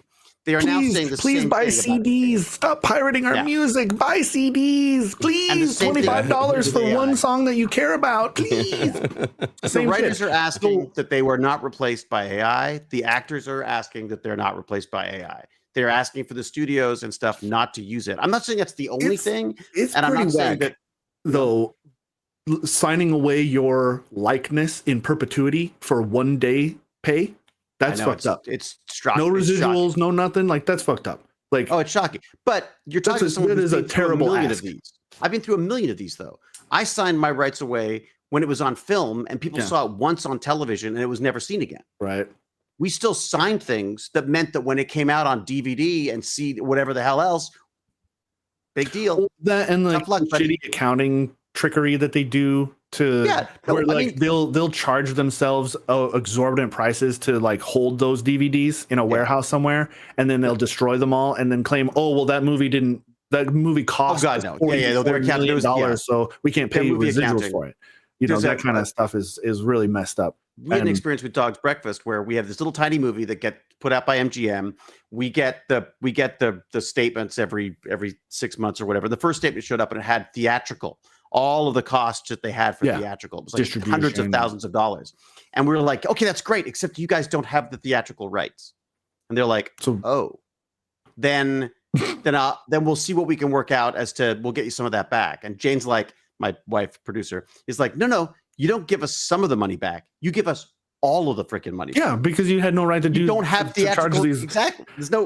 See, that's what I mean. The whole thing is super whack. And I know like writers and stuff are fighting for like residuals on streaming and whatnot. I'm a little shocked that wasn't part of the deal to begin with. Well, it's not even just that it's residuals on streaming. It's just that when it goes to streamers, it's not going anywhere else, so they won't make residuals. Right. So we sign off on deals that say like, okay, you can have all of our stuff for 5, 10, 15, whatever the hell years it is. Yeah. But usually what that means is because they're selling it to different platforms as they go along. I do a show for Apple. I'm going to get paid once. It's never going off Apple. Right. But say Stargate, right? Stargate was, I don't know, let's say sci-fi. I don't know, sci-fi, right? And that was traditional broadcast. If they sell that off to Netflix, are you still going to make pennies off of that? Yeah. Okay. Well, we get pennies on the sale. On the sale, not for everybody who watches it. No, none of that. If it was still on Sci-Fi and being played on repeat, you would though, right? For every time they played it episode. They usually have sort of package deals. They'll come up with like, you get a chunk of residuals to cover whatever sales or whatever they're doing. Okay. Again, always notoriously bad. Like merchandise was always really bad and stuff.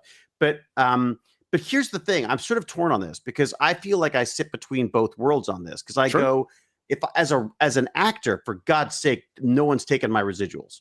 Yeah. As a writer director, I go, why the F should I be paying residuals to actors who got paid ridiculous amounts of money to come and do my movie in the first place? Right. So my biggest concern is that this is a terrible time to do this because I feel like Netflix has got to be like going like woohoo right now because they're watching all of their broadcasters get killed. They've got nothing to sell right now. Netflix, no one's canceling their Netflix subscription. They've got a standard subscription coming in every single month, and and no costs right now because they have to make anything. That's like the shitty part is, from what I've been hearing though, is like how the streaming side of it is operating very, very differently from how television and movies work. Absolutely, and yet for some reason they're teaming up. That's the shitty thing. Like they'll do like writer rooms or whatever. And they're the whole group of them are only paid like a couple $100 for that day, a piece, obviously. But like they're supposed to then like factory pump out like a season's worth of content in like a day or a week or whatever. The seasons are 8 episodes now instead of 22. But they're only getting paid the one time and for all that writing in a week.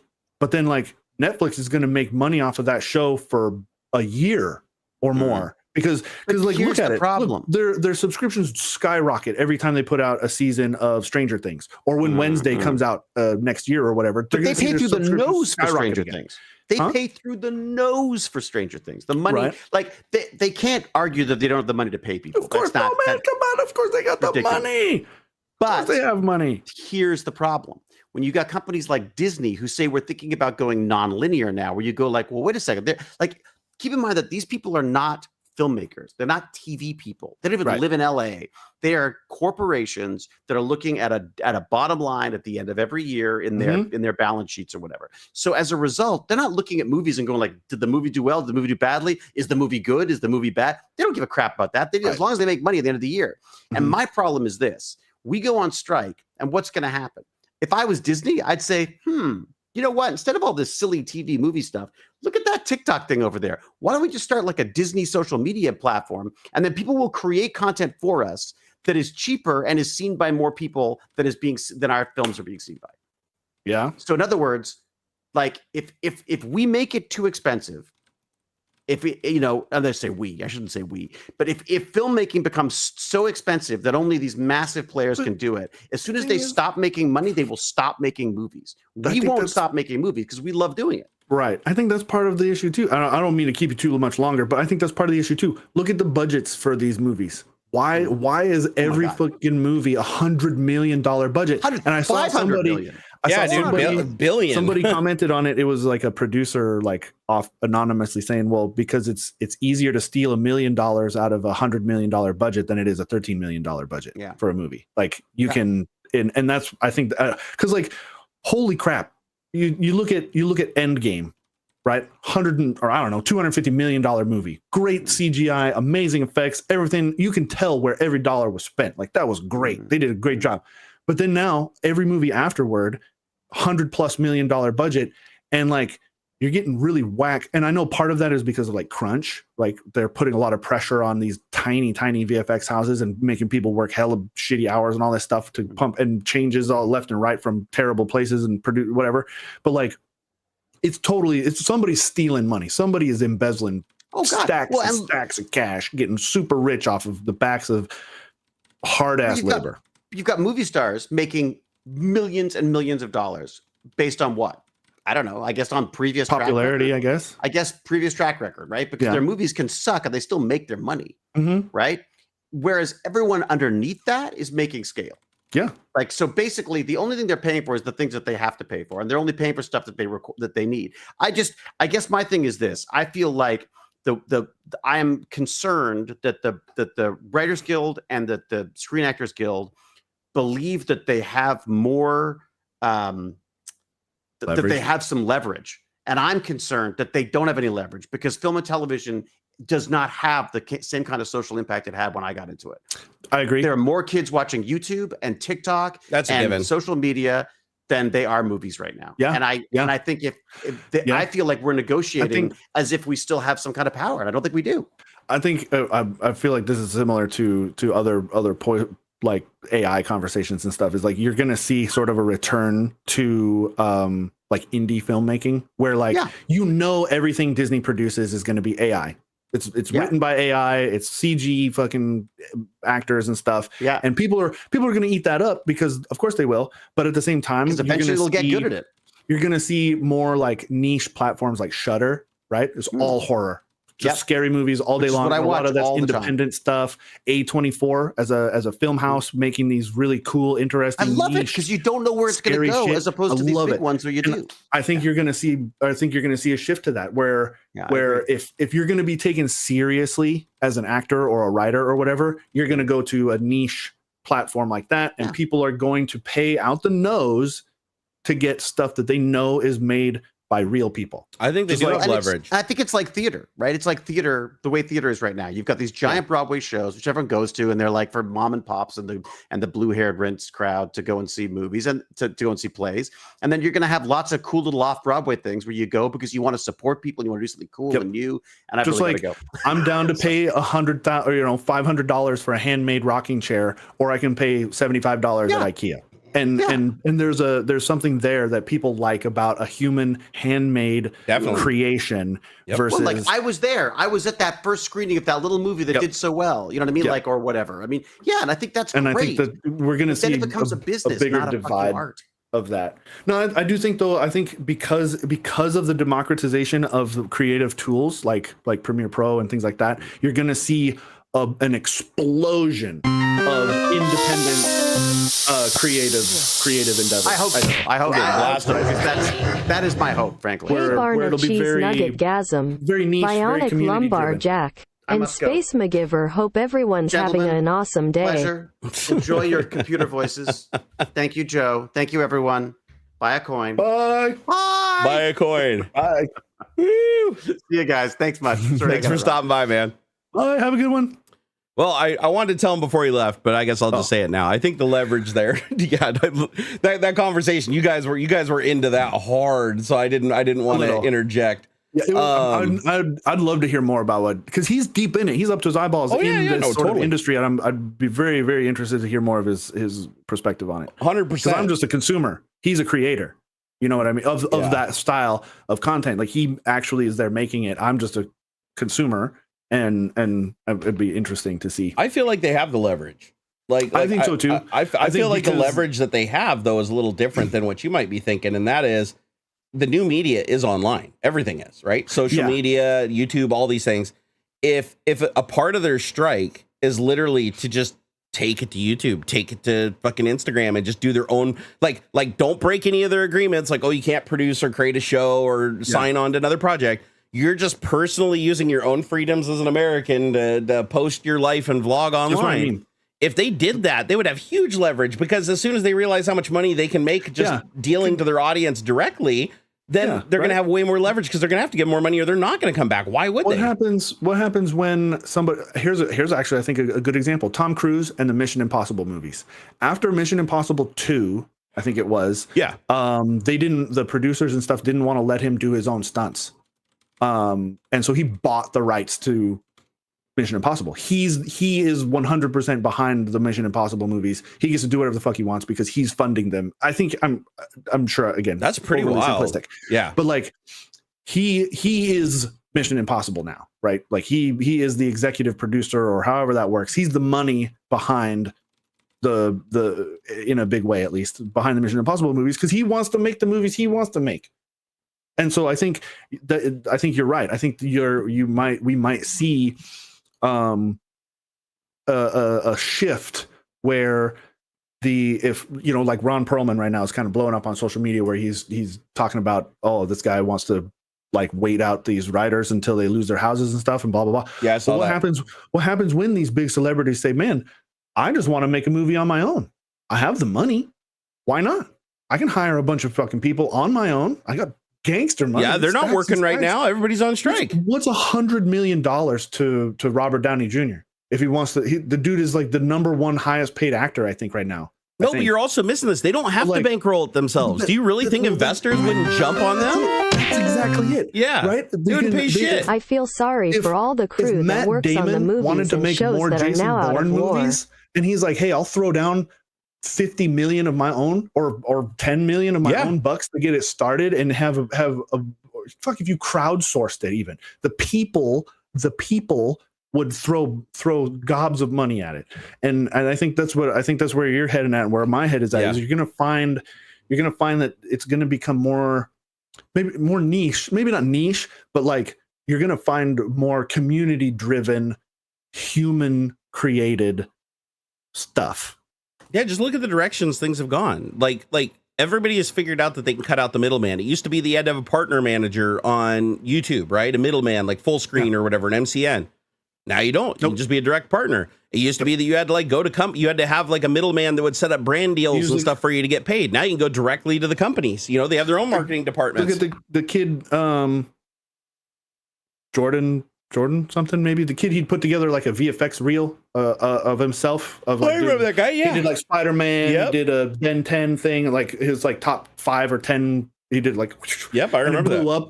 The 14-year-old guy, the 14-year-old kid who redid the Spider-Man trailer in Lego, got hired to do the entire Lego scene of the movie. Isn't that crazy? Stuff like that. It's the music. You want to blow up. You don't need some old guy to agree to a deal. You don't need Sony Music Entertainment or whatever to sign you a deal. You can blow up on social media and that's it. Like, you're how many movies have you seen where it's like, now you see you recognize YouTubers and shit and casting roles and in the background, and it's like, it's weird, but it happens all the time. They're not very good actors usually. No, they're not. Like, I've seen a couple movies where I think they have like Bella Thorne in them, and they're pretty bad. They're pretty bad. Not just the quality of the movie, but the acting itself is pretty bad. But there's that crossover, right? It's like you can see that the movie industry is trying to grab at that genre because they know it's eating their lunch, and they think if they bring those people over, that'll make them relevant again.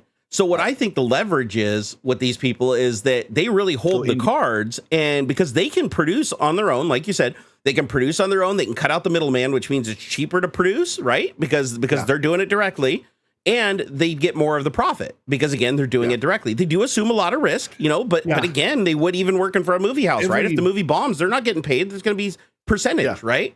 They're not going to get residuals if it bombs and it doesn't make any money and they never run it again. So it sounds to me like they're going to figure out, the longer that the strike goes on, the more you're going to see them creeping over to social media and realizing how big of a social media audience they can raise, whether that's their goal or not. They're just going to see it intrinsically, and they're going to be like, whoa, this is a cash cow. And then like Blue Varro said, he said, I feel sorry for all the, you know, the crews that work on the movies and shows that are now out of work. And that is unfortunate. There's always going to be collateral damage in situations like this. There always is. Yeah. And the other side of that though is it's a very difficult industry to get into, especially as a writer, like, or acting even. Like, not everybody's going to be fucking Tom Cruise, right? Yep. Heck, man, not everybody's going to be fucking Rodney McKay, even. You know, like, that's just the nature of it. But, and I've said this a million times, we are living in the age where anybody can have their little group, their 15, not just 15 minutes of fame, but their 15 plus like wild raving fans, their community of people who support them like rabid. Like, here's a scenario. I saw that, James Janis. I saw that you retracted that shit, but you said, who cares if the movie is bad if they're hot? I've seen that. Don't stand by your statement. No, I'm just kidding. But I mean, interesting point. Sometimes they're so bad, like Starship Troopers, right? It's so bad it's kind of cool. I like Starship Troopers. I fucking love that movie. It's a terrible movie though. It's a terrible, but it's meant to be terrible. You can tell it was like meant to be terrible as well, you know. And some bugs blowing up, like it happens. It's great. I just like the cheeseball commercials, man. The cheeseball commercials are my favorite thing in that movie. I love that. Would you like to know more? Yeah, which I click here. I love that. But I think we're just seeing the effects of the internet as a community driven platform, I suppose, or as like this great equalizer kind of thing. Yeah. The other thing is, if you don't think those actors know those grips and know the people doing craft services and shit, everybody in that industry is interconnected. Like, everybody fucking knows everybody from the lowest level, the guy mopping the floor, all the way to the top. So if they decide to go make YouTube videos, who do you think are going to be the guys holding the cameras and setting up the lights and like doing their production shit, right? So it's like they're all in it together. It's like, they might be out of a job while they're striking, but at the same time, if they go an alternative route because they're not going to play ball, they could potentially create new jobs for those people where they get paid more money for the same amount of work and get treated a hell of a lot better because there's not all these middlemen trying to scrape every little chunk off the top. Not just that, like, I think there's way too much focus on the United States market as well. Like, oh, if you're not big in the US, then you suck. You're not. Again, it comes back to the fact that of the internet and the fact that you can build a community there.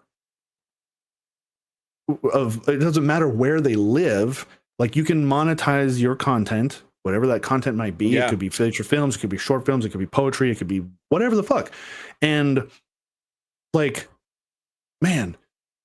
it just, again, like, if Matt Damon wants to make more Jason Bourne movies, I guarantee he could get on Kickstarter tomorrow and it'd be funded in 24 hours, the whole movie, instantly. Because people fucking love Matt Damon. They love the Jason Bourne stuff. When was the last time you saw a movie not get funded when it was a major celebrity that launched the Kickstarter? They always do. Even if they don't get made, sometimes they even get funded and they still don't make the fucking thing. But they always get funded. They always, if like Robert Downey Jr. was like, you know what? I'm going to go create my own movie and it's going to be fucking awesome. And I'm not going to be Iron Man, but I'm going to do something that's just as cool. Love the guy. Yeah. You know, they love the guy. They'd watch it. And it swings back to like the A24. It's like Con Man. Right? Did you ever see Con Man? With it was a crowdfunded show that had Alan Tudyk and Nathan Fillion from Firefly. I have seen this title card. I have not actually watched it. It's worth it. If you find it, go watch it, because it's absolutely fucking hilarious. But it's basically like Firefly, the show, is canceled, and this is their life going to conventions and being their characters from the show.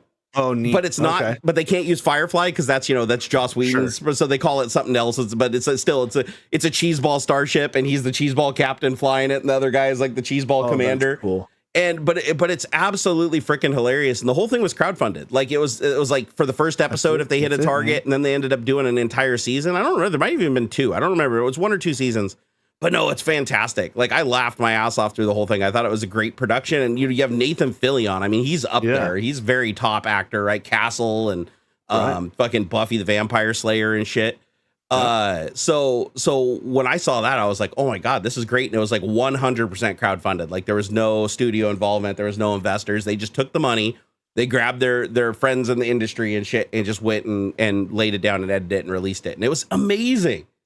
So I'd love to see more of that, right? And yeah, I think we will. I really do. I think Ron Perlman, do you really think, like, would you not watch like Ron Perlman? Like, if Ron Perlman's like, hey, I'm going to create my own movie, I crowdfund it. I'm going to create my own movie where I'm just a badass fucking dude that just beats a bounty hunter, beats the shit out of people or something. Like, I'd watch it. I'd 100% watch it. I guarantee you're going to start seeing more of that sort of cutting out the middleman where you don't have to go through just like we did with music, just like we did with video games, 100%. Where you don't have to go to these big studios. You don't have to convince some group of old white people to get behind your thing. You can go direct to the consumer and say, hey, look, a few actor buddies got together and say, hey man, we really, we found this script, we found this Reddit story, and we really would love to see this become a thing.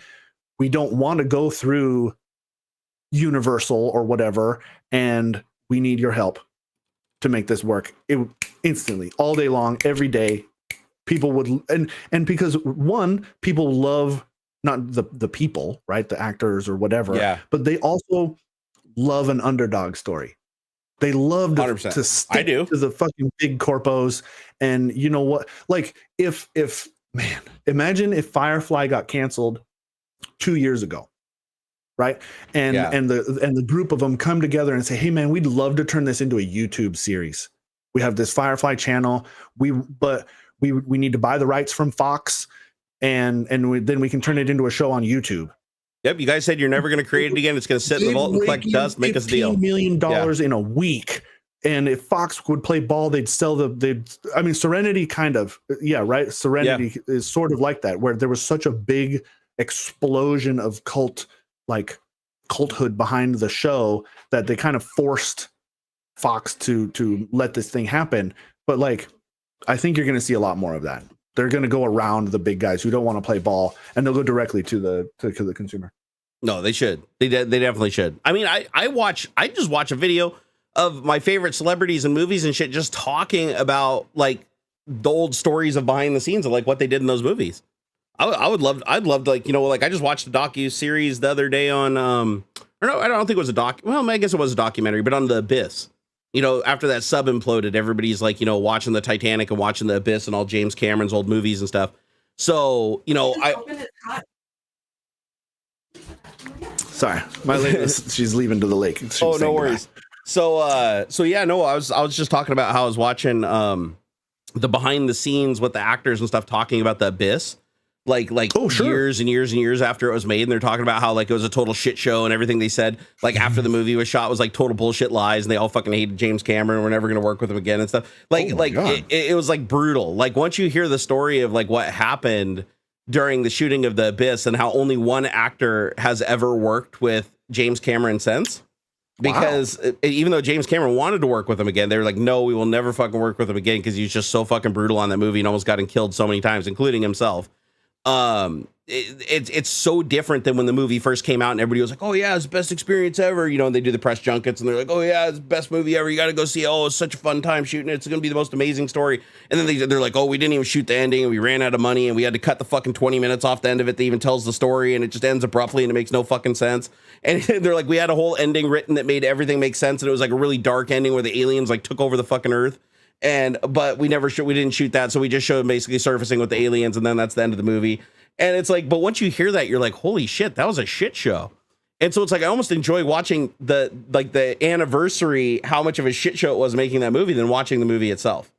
And so I could totally see like people just creating their YouTube channels. Like, okay, I'm fucking Terry Crews, and he does, gaming and stuff like that. But like, hey, I'm Terry Crews. I'm going to get on here. I'm going to tell you guys about them fucking Old Spice commercials. Man. I want to know what's going on behind the scenes of them goddamn Old Spice commercials. Yeah. I just hang on to his every word. I mean, yeah, exactly. I think, yeah, the leverage is there, just not in the way I think that they are trying to leverage their position. Cause like they want to play ball with the Hollywood types. They want to play ball with the establishment instead of like, you know what? Fuck you. I'm the driving force behind the popularity of this show. The writers, right? Like half of the fucking funny people that are funny on these shows are funny because they have 12 funnier people writing jokes for them. Truth. Yep. Like, yeah, they're funny on their own, obviously, or they wouldn't have gotten popular kind of to start. But like, they're extra funny because of the team of funny. Saturday Night Live is not fucking funny only because of the people in front of the camera. It's fucking funny because of the dozen people in a fucking conference room somewhere writing the jokes. Like, sure. And you don't know any of the people who are actually writing the jokes. You only know about the people delivering the jokes. And like, if they stop doing that, you think AI is going to be able to write funny jokes? Context sensitive, interesting, nuanced, funny stuff. No, it's like last week tonight. Last week tonight with John Oliver is a great example of that. John Oliver has said many, many times in interviews that he is not a naturally fast and funny and witty guy. It's the writers on that show that write the fast dialogue that work with him to create that cadence that he goes through and creates like the eye line in the environment where it looks like he's just going off, but he's literally just speed reading a teleprompter. Yeah. It's like half the shit he's saying, he'd probably not even thinking in his head like what he's actually saying, right? He'll inflect in places where it doesn't even seem like you would inflect, right? As he's reading, because he's just enunciating how the writers write his style and where he's supposed to do that. Yeah. And so he's talked about that before where he's like, yeah, I'm not that funny of a person. He's like, when I go to parties and stuff like that, you know, I'm not the life of the party. I'm not talking super fast. I don't know everything. He's like, that's the writers. The writers do that. That's, you know, that's where the talent is. If they want, they could just say, you know what? I'm taking my ball and I'm going to go play on TikTok. Yeah. And maybe the writer themselves aren't funny or whatever, or, you know, they don't have the way to convey the emotion. Maybe the writer themselves can't deliver that content on their own. But there are millions and millions of people out there that they could get behind that could then create their own talk show, their own goofy little short films or whatever, and make bank because it's direct. It's just direct to consumer at this point. And this, man. You're kind of giving me some ideas I get why they want to negotiate with this established like way of doing things. Yeah, but they don't have to. They don't have to. And I think a lot of it's just fear of change, right? People don't like change. I don't even like change. Like when it's forced, it can be a good thing, but it's not always. Sometimes it's a very scary thing. Somebody in chat looked this up. How long did it take for Napster to fail? But from the time Napster failed to the time that like Apple Music really started, I think there's at least a couple years between the failure of Napster, which is, you know, pirating and all that stuff, to where iTunes and Apple Music really started to take off, where like you're paying $1 for one song kind of a thing. I'm sure somebody could look that up, but I bet you it was probably 3 to 5 years. I mean, there was still like LimeWire and shit that ran that whole thing. Here too. Like there was LimeWire that ran that whole gap. Yeah, I mean that still exists, but Napster's like the big. Just came back to this channel after many years. How come you don't upload videos as often? Because I suck, Jake Hudson. Yeah. I mean, that's the best answer. No, it's not because you suck. It's because live content is better. Yeah, for you. That's right. Live content is better for me. No, seriously, my last couple of years, my health has taken a really bad hit, and I live stream mostly how now. hard you are on yourself. I know. Found a way that works for you with live content. That's true. Not there a bad you go. Thing. That's what I do. I am a live content guy. I'm mostly on Twitch these days, but every Saturday, most Saturdays, I'm here sitting on my butt talking to this guy. And sometimes the other guy that you missed. I would say 5 years, 5 to 7 years. I think that's accurate. Yeah. Yeah, I like live content. And I think that that's the way that this movie thing is going to go, and shows and whatnot. I think you're going to start seeing more just independent, smaller niche platforms. You're going to start seeing more stuff like Shudder and I don't know of another example, but Shudder is like, it's SHUDDER, hashtag not sponsored. But it's like a horror content, all kinds of, and it's like crazy stuff, man. I think I've heard all kinds of stuff out there, like foreign films, new stuff, left and right, all kinds of, or you're gonna have these production houses like A24, again, the horror thing. But look at the cool stuff A24 is doing. They're doing that. I don't think that they're backed by like big producers and stuff. These are, I mean, you have guys like Jordan Peele and whatnot, and they're pretty big in what they do, but like this isn't Hollywood money. This isn't MGM. This isn't Universal. They're doing this kind of on their own. and they're doing some really cool, fucking scary stuff, man, that I don't think Hollywood would have produced. I'm not sure. I'm going to look into this. I wonder how does A24 work? Right there, it's like the third suggestion. Oh, you found it? What A24? Thank you, Irene. Does. I appreciate that. How A24 makes successful films. Okay. A lot of what makes A24 what they are is their perception of what is cool, what is weird, and what is going to work. They seek films which are ostensibly creative, and to bag those films, they need to be creative as well. That's what I mean, right? That's what I'm talking about. There's quite a few broadcasting services for like niche stuff, like Brilliant. They do all the tutorial stuff, for people who want to learn stuff. Hopefully you start feeling better soon. Oh, thank you, Jake. I appreciate that, man. Man, yeah.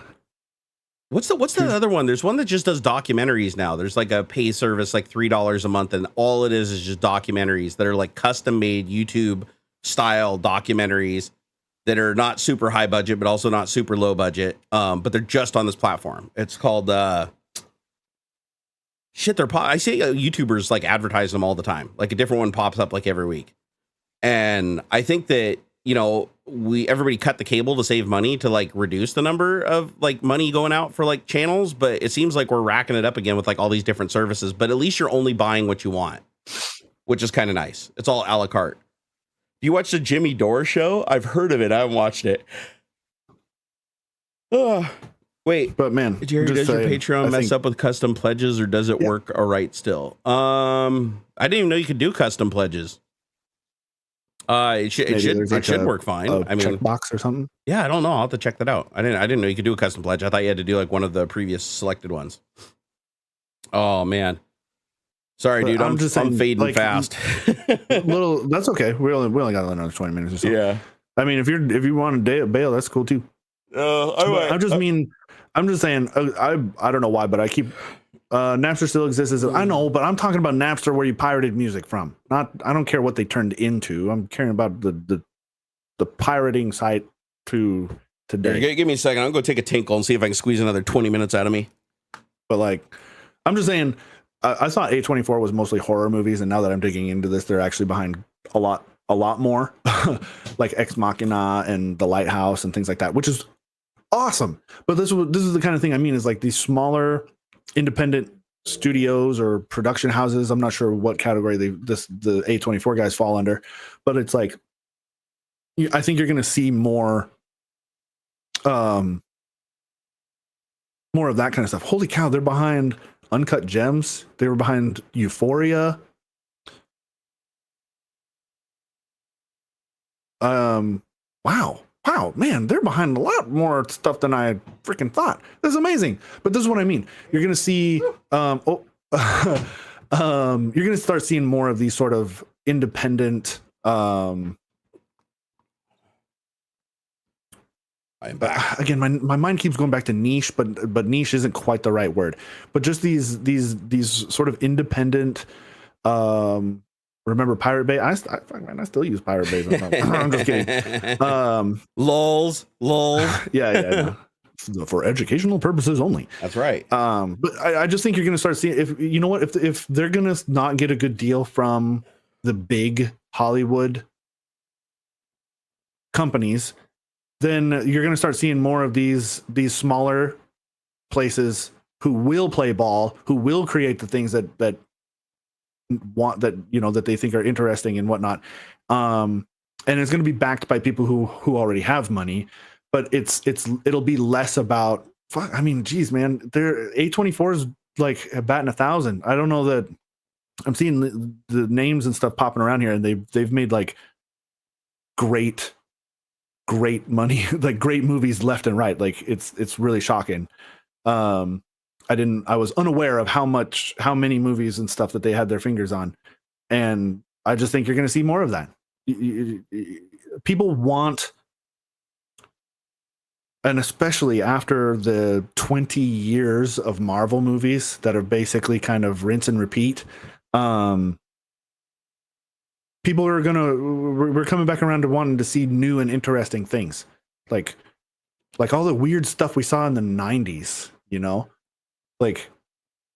And I feel like there's a lot of stuff. That's the long and the short of it. I feel like there's a lot of stuff that's just draining. Like I think the whole bad thing with Hollywood right now is that there's so many people draining money that don't offer any value.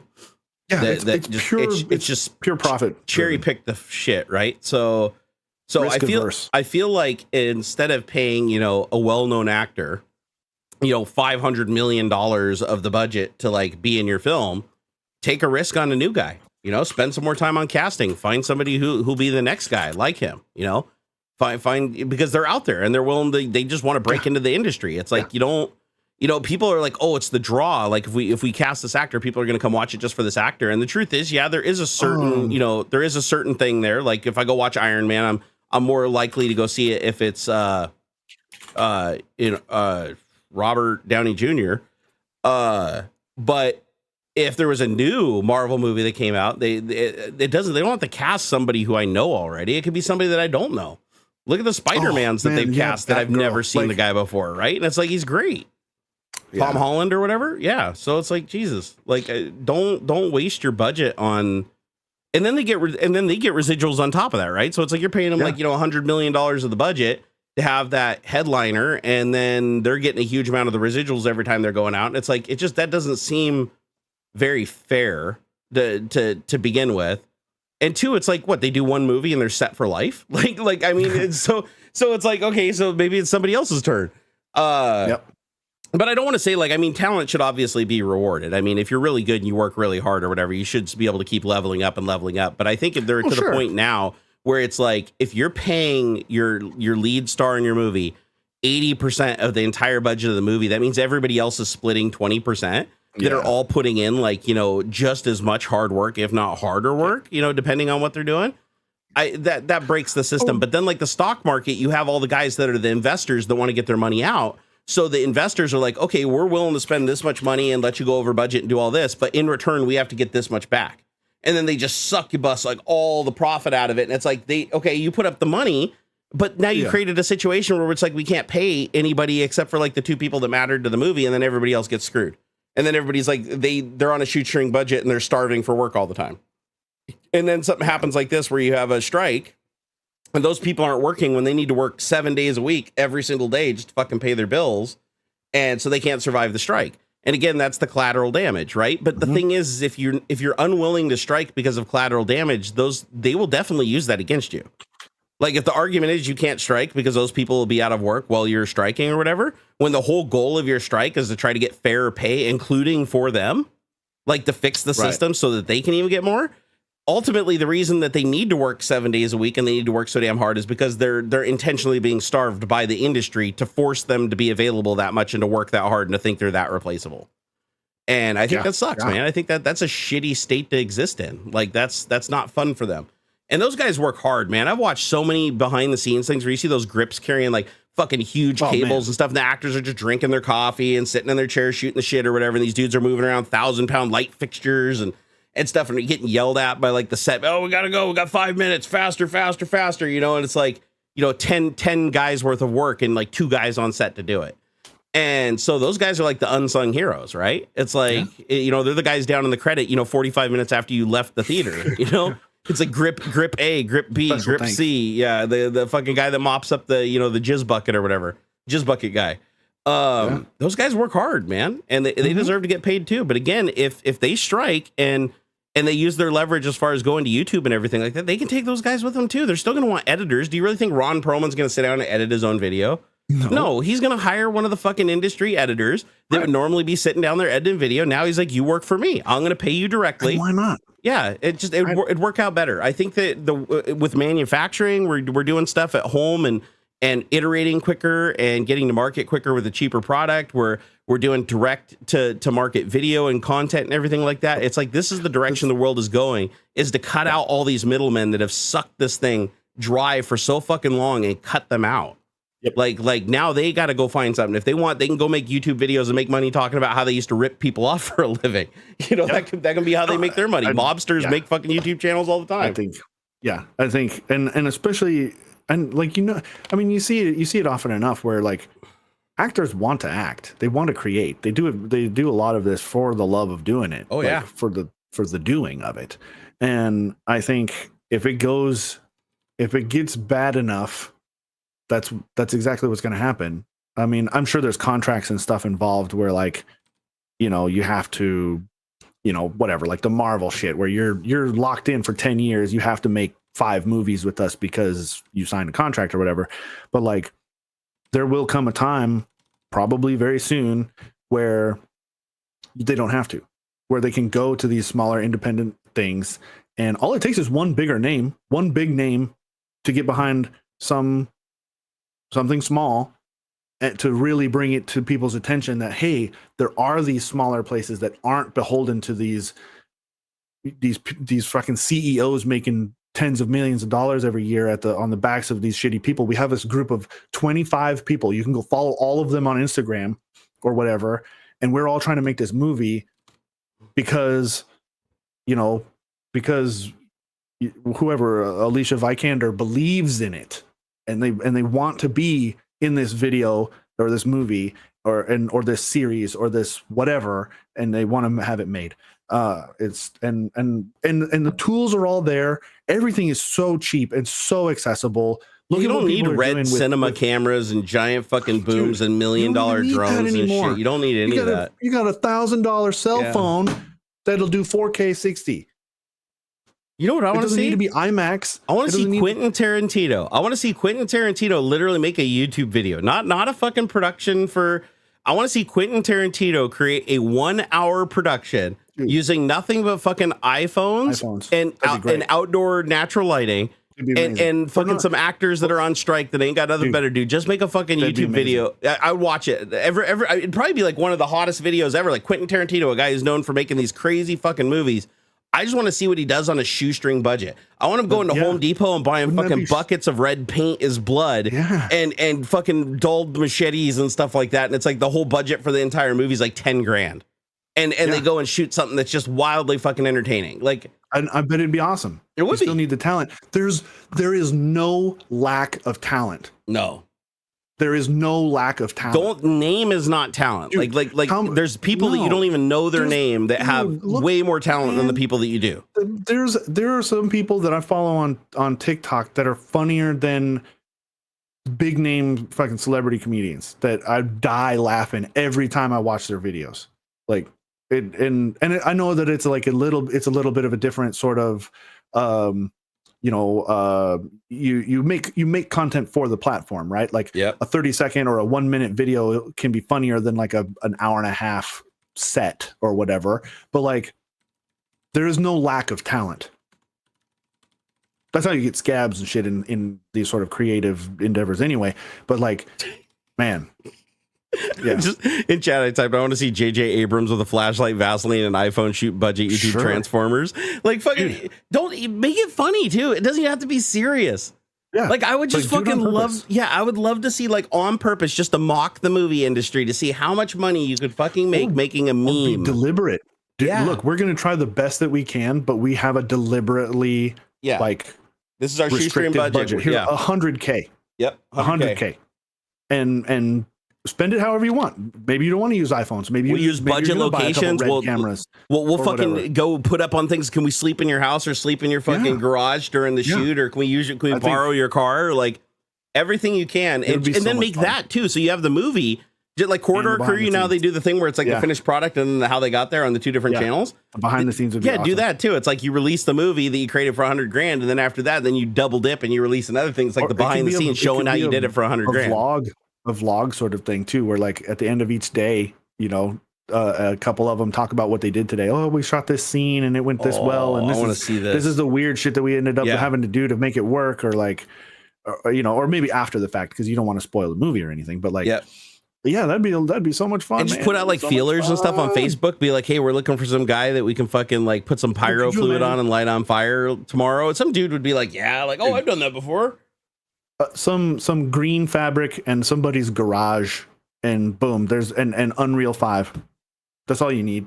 Yep. Half there's most of your VFX. Literally go to Fiverr. Like just have a $10,000 budget on Fiverr where you just go there. Will knock out some killer VFX for you for $25. Literally go hire like 100 people on Fiverr that are 5-star, like, and give them all the same demo reel and be like, this is the look. That's like this is the look it's supposed to. Like, everybody make it.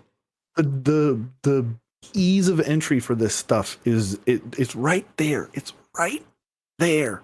And man, it's gonna be so cool. Actually, you kind of got me excited about this. I hope it happens now because I do want to see like fucking budget versions of like these. Like I want to see the transition. No more just actors coming over to YouTube. I want to see fucking Quentin Tarantino, J.J. Abrams, fucking James Cameron. I want to see all these people coming over and just being like, you know what? We're gonna create straight to web productions. We're not going to use top talent unless they want to be involved. Like if the talent wants to be associated with it for like a cut or whatever, then knock yourself out. Look, we can only afford to pay you $1,500. Yep. Flat. Period. Like that's it. You know. or what we do, or what they do is they do like a profit sharing thing where we're like, this is how many people are going to be on the production, and here's the percentages, and this is the equity, and if you try your hardest, you make more. That's how it is. Like if it's better, there's 1,000 shares in the movie, and if an actor's like, well, I want 100%, be like, well, this isn't the thing for you. This is go over there. This is we're trying to do something new here. Yeah, I think that'd be great. I think it's totally possible, and I think it's gonna happen. Same thing's happening to clip art and graphics designers. Same deal. It's the same. It's the same. You're gonna see people who want human created stuff, and they're going to be willing to pay the premium for it. Yeah, dude, I think I got to wrap up. I'm starting to get a little nauseous here, bro. Yeah, I didn't sleep last night. I tried though. I took fucking Ambien. It all it did was make me feel nauseous. I'm sorry, man. Yeah, it's all right. But yeah, do it up. I almost made it. Hey, man, we're 7 minutes shy. Yeah, I know. It's not a big deal. Thank you guys so much for hanging out. Thank you for the super chats. I'm sorry I had to cancel so many shows last week. What a fucking shit show. But this week, hopefully, it'll be better. I got to start getting on the mend so I can head up to LTX on 28th, 29th, 30th, and come back on the 31st. So I'll see you guys on, I think, 28th. Or no, so 29th, 30th. You do any content while you're out there? So yeah, I'm going to shoot a vlog. I'm going to vlog it. I'm vlogging it, bro. Nice. Yeah, the first vlog back in forever. It's probably like the first video back on my YouTube channel is going to be a vlog of LTX. Making pre-recorded content. I know it's going to be weird having to learn like DaVinci Resolve on finally after all this time. Come on. Oh, how many times you say right off the iPhone? The shittiest editing stuff you've ever done is your most best stuff. It is, but I can't. I'm slow on a phone. I edit way slower on a phone than I do on my computer. Don't edit. Just put it out there. Well, then it'd be 15 hours. All right, guys. Take it easy. Thank you for hanging out. I'll see you guys over on Twitter when I'm feeling a little bit better. I'm going to go take a nap. Peace out. Later. Stream. And I think it's ending. All right, we're clear. Oh, man. Sorry about